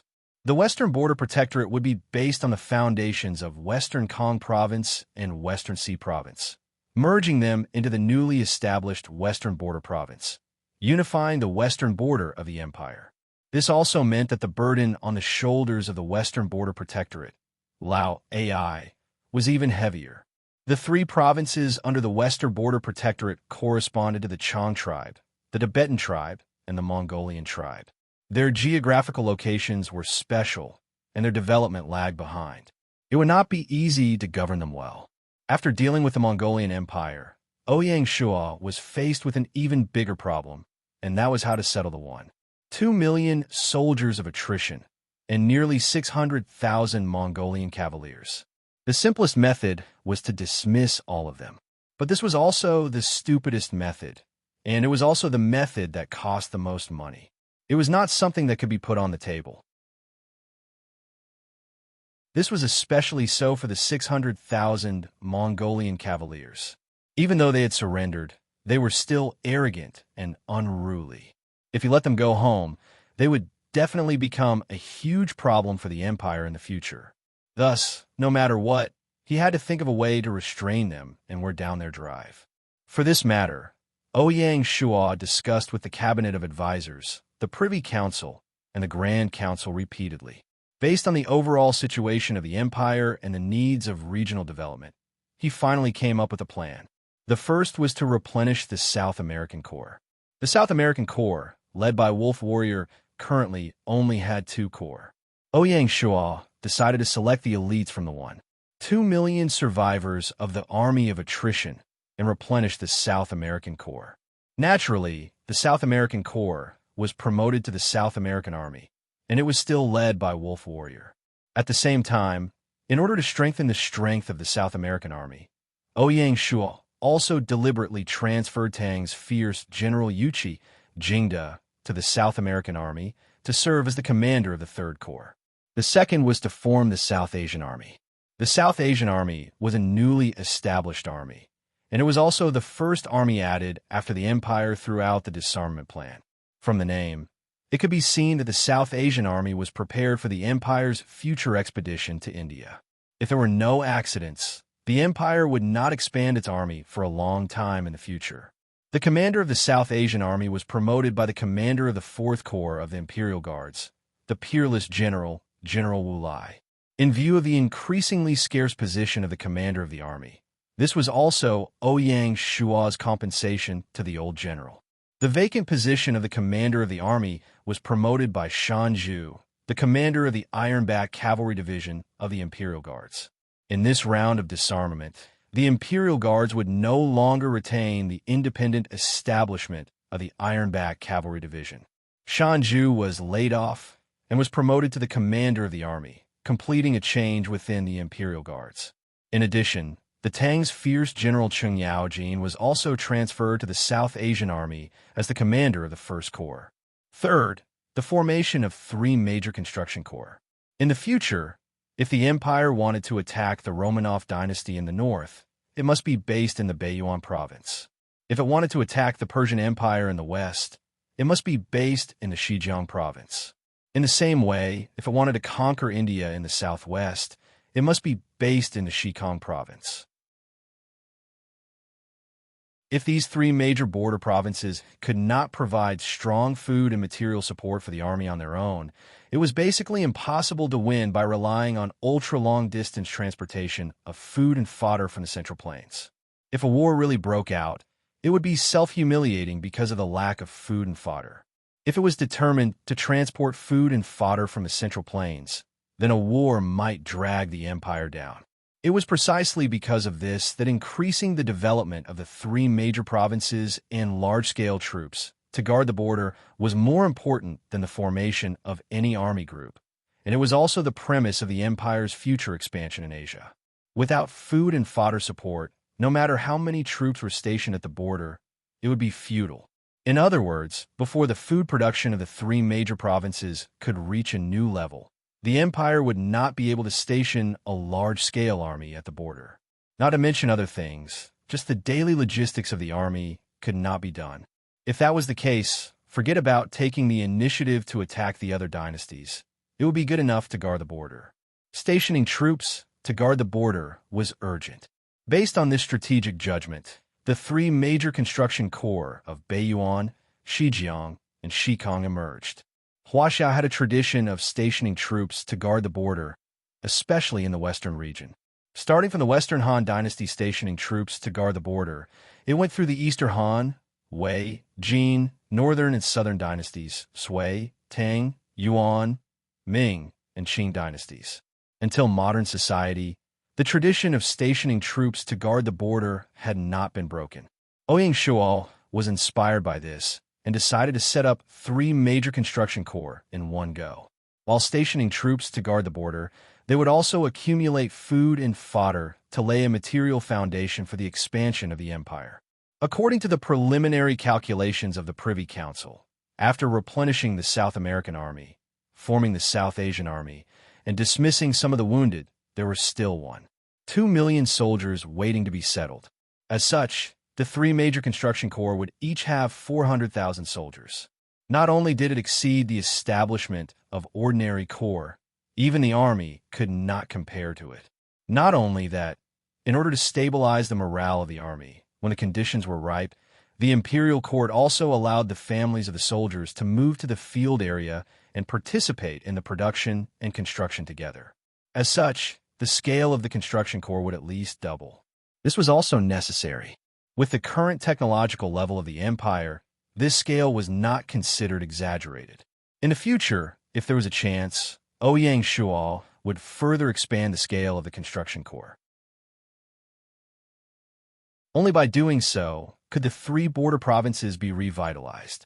Following the ancient system, the construction corps would be under the dual leadership of the imperial court and the protectorate. During wartime, the construction corps would temporarily be under the jurisdiction of the war zone. When necessary, the war zone could recruit the corps to fight on the front lines. As such, the candidate for the commander of the three major construction corps was very important and had rigid requirements. Firstly, the person must be from the army, otherwise they would not be able to control such a group of rebellious soldiers. Secondly, the person must know some internal affairs and have a certain level of management ability. After all, the main task of the construction corps was to station troops and not to fight. With this selection, there were very few people to choose from. Ouyang Shuo's first target was the most important one among the three great construction corps. It was also the one with the deepest history, the commander of the Western Frontier Construction Corps. This person was none other than the former surrendered general of the Great Zhou dynasty, the former commander of the Danyang army, Tiandan. In history, Tiandan had received the respect of generals and ministers. He could naturally take on this heavy responsibility. Next, Ouyang Shuo decided on the 3rd City Guard Corps commander, the old General Ma Teng, to take on the position of Northern Plains Construction Corps commander. In history, Ma Teng managed Western Liang and protected the people. He could also take on this heavy responsibility. Finally, Western Khan Construction Corps commander, Ouyang Shuo, decided on the second corps commander of Flying Bear Army. He was also an old general, and he was skilled in both literature and martial arts. Peirinji. Compared to the young generals, the old general's advantage in this aspect was very obvious. Being old and experienced was not just for show. At this point, the settlement of the 1.8 million soldiers had come to an end. Next, Great Xia would thoroughly sort out the relationship between the war zone and the army group to clarify the empire's strategy and establish the foundation of the future empire.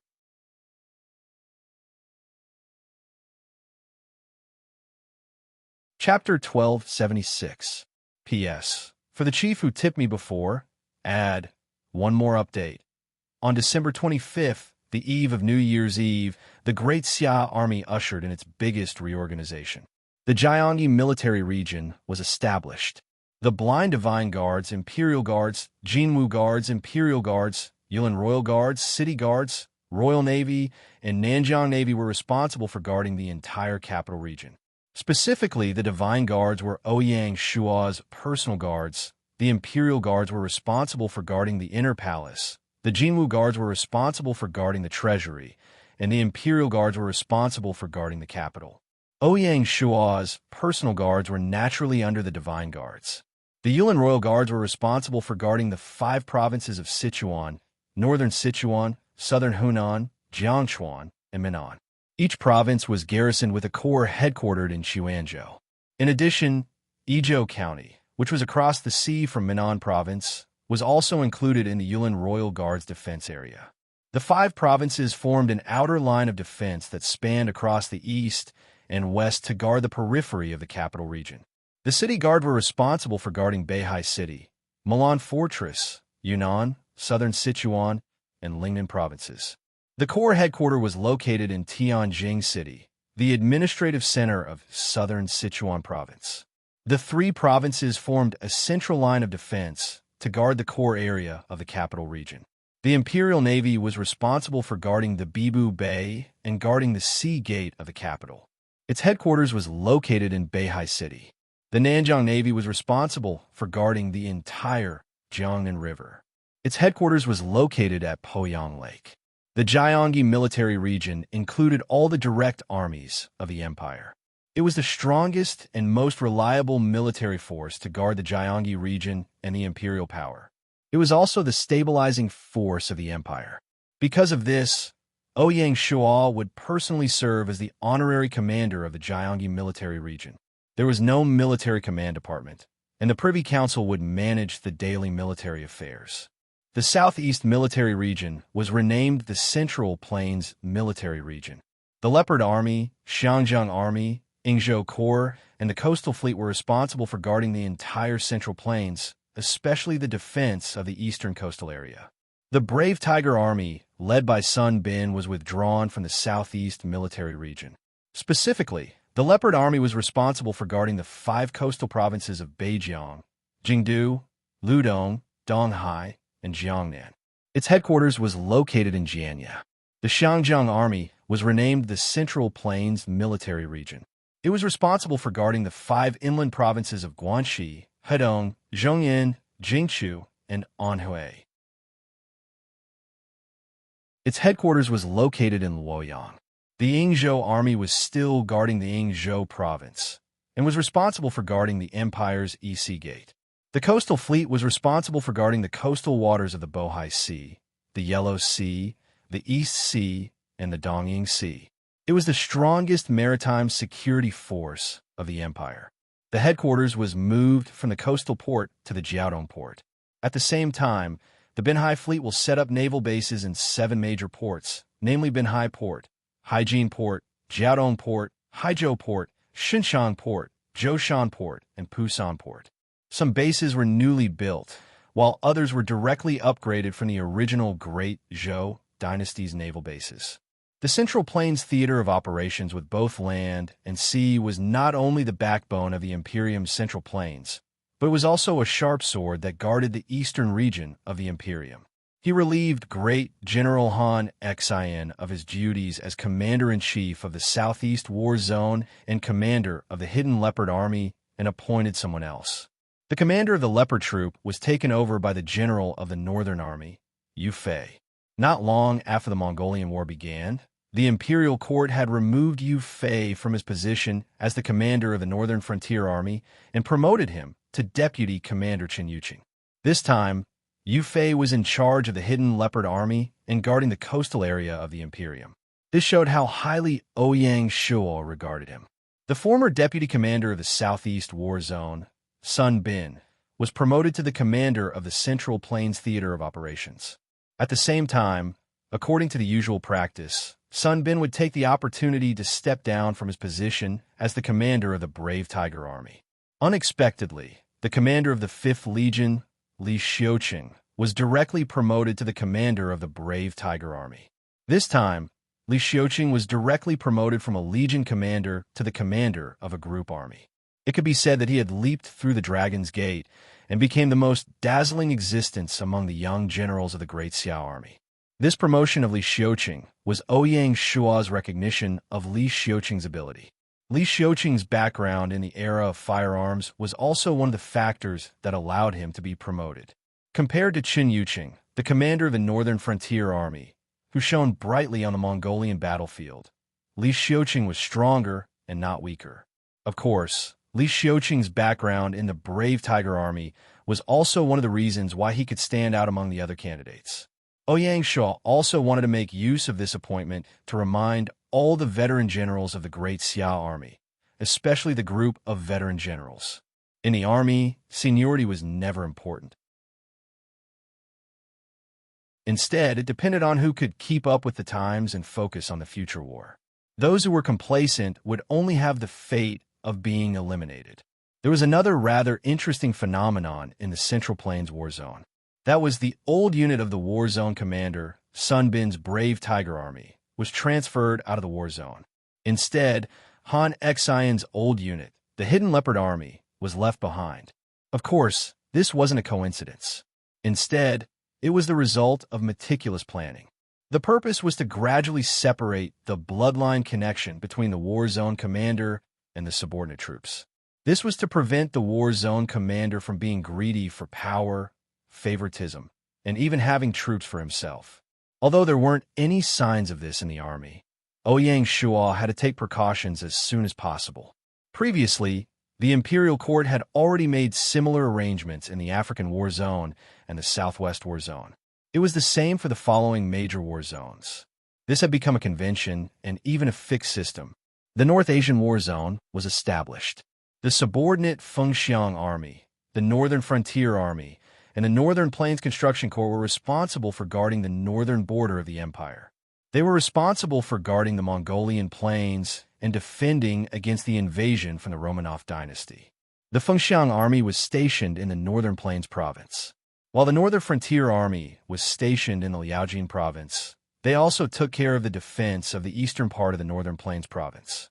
After all, the Northern Plains province was too vast, and the Fengxiang Army could not take care of it. It was named the North Asian War Zone and not the Northern War Zone. It could be seen that the purpose of the imperial court establishing this war zone was not only to suppress the northern border in the short term, but also to compete with the Romanov dynasty in the long term. The deputy commander of the Northwest War Zone, Li Mu, was promoted to the commander of the North Asian War Zone. At the same time, he was relieved of his position as the commander of the Soaring Eagle Army. The commander of the Soaring Eagle Army was taken over by the second-grade General Zhuo Zongtong, who had just been promoted to the commander of the Flying Bear Army. Zhuo Zongtong's position as the commander of the Flying Bear Army was taken over by the famous general of the Tang dynasty, Li Ji. As a famous general of the Tang dynasty who was on par with Li Jing, Li Ji was suitable for this position. The overlapping of posts was firstly to avoid the law that the commander of a war zone and his old subordinates did not overlap. Secondly, it was to avoid the awkwardness of Li Jing and Li Ji, the two famous generals of the Tang dynasty, belonging to the same war zone. It was mainly the latter. The North Asian theater of operations overlapped with the protectorate of a northern border. One military, one government, they guarded the northern border of the empire. The West Asian War Zone was established. The Flying Bear Army, the Hudong Army, and the Western Frontier Construction Corps were responsible for guarding the western border of the empire. They were also the main force of the empire to attack the Persian Empire in the future. The Flying Bear Army was stationed in the Western Frontier Province. The Hudong Army was renamed the West Army. The headquarters was set up in the West Sea Province. They were stationed in the West Sea Province and took care of the eastern part of the West Sea Province. The famous general of the Qin dynasty, Wang Jian, was appointed as the commander of the West Asian War Zone and was given the rank of general. Wang Jian was obsessed with hunting down Ogdi, who had escaped to the Persians. This time, being in charge of the West Asian War Zone gave Wang Jian a legitimate stage for him to perform. The Northwest War Zone was renamed the South Asian War Zone. The Flying Eagle Army, the South Asian Army, and the Westcon Construction Corps were temporarily responsible for guarding the Westcon province. The senior officials planned to attack the Indian Empire. General Li Jing was transferred to be the commander of the South Asian War Zone. Considering that the Westcon province was almost razed to the ground in the war with Tubo, it needed to be rebuilt on a large scale. The logistical supportability was very limited. The South Asian Army would be stationed at the border of Shu. Before the Westcon Construction Corps got on the right track, the supply of the South Asian Army would be handled by the Shu province. Fortunately, Shu was a famous country with abundant resources. It was enough to take on this heavy responsibility. The Southwest War Zone was renamed the Nanyang War Zone to better match its position. The Flying Eagle Army, the Hanoi Army, the Hulao Army, and the Northern Frontier Army were still responsible for the defense of Southeast Asia and Australia. At the same time, the Cliff Mountain Fleet was assigned to the Nanyang War Zone to be responsible for the defense of the entire Nanyang Sea. In the future, the Indian Ocean Fleet would gradually move to the Indian Ocean. According to the Empire's plan, the Nanyang War Zone would be adjusted after the annihilation of Java. After all, with the current stable situation in Nanyang, it seemed that there was no need to station as many as 4 armies. The African War Zone remained unchanged. Apart from the 7 war zones listed above, the Empire was also secretly establishing the American War Zone. The Flying Tiger Army and the South American Army were responsible for the war in the entire American region. Since the situation in South America was still unclear, the Flying Tiger Army was temporarily stationed in the Central Plains. When the time was right, they would be teleported to the American battlefield. At that time, the American War Zone would officially appear.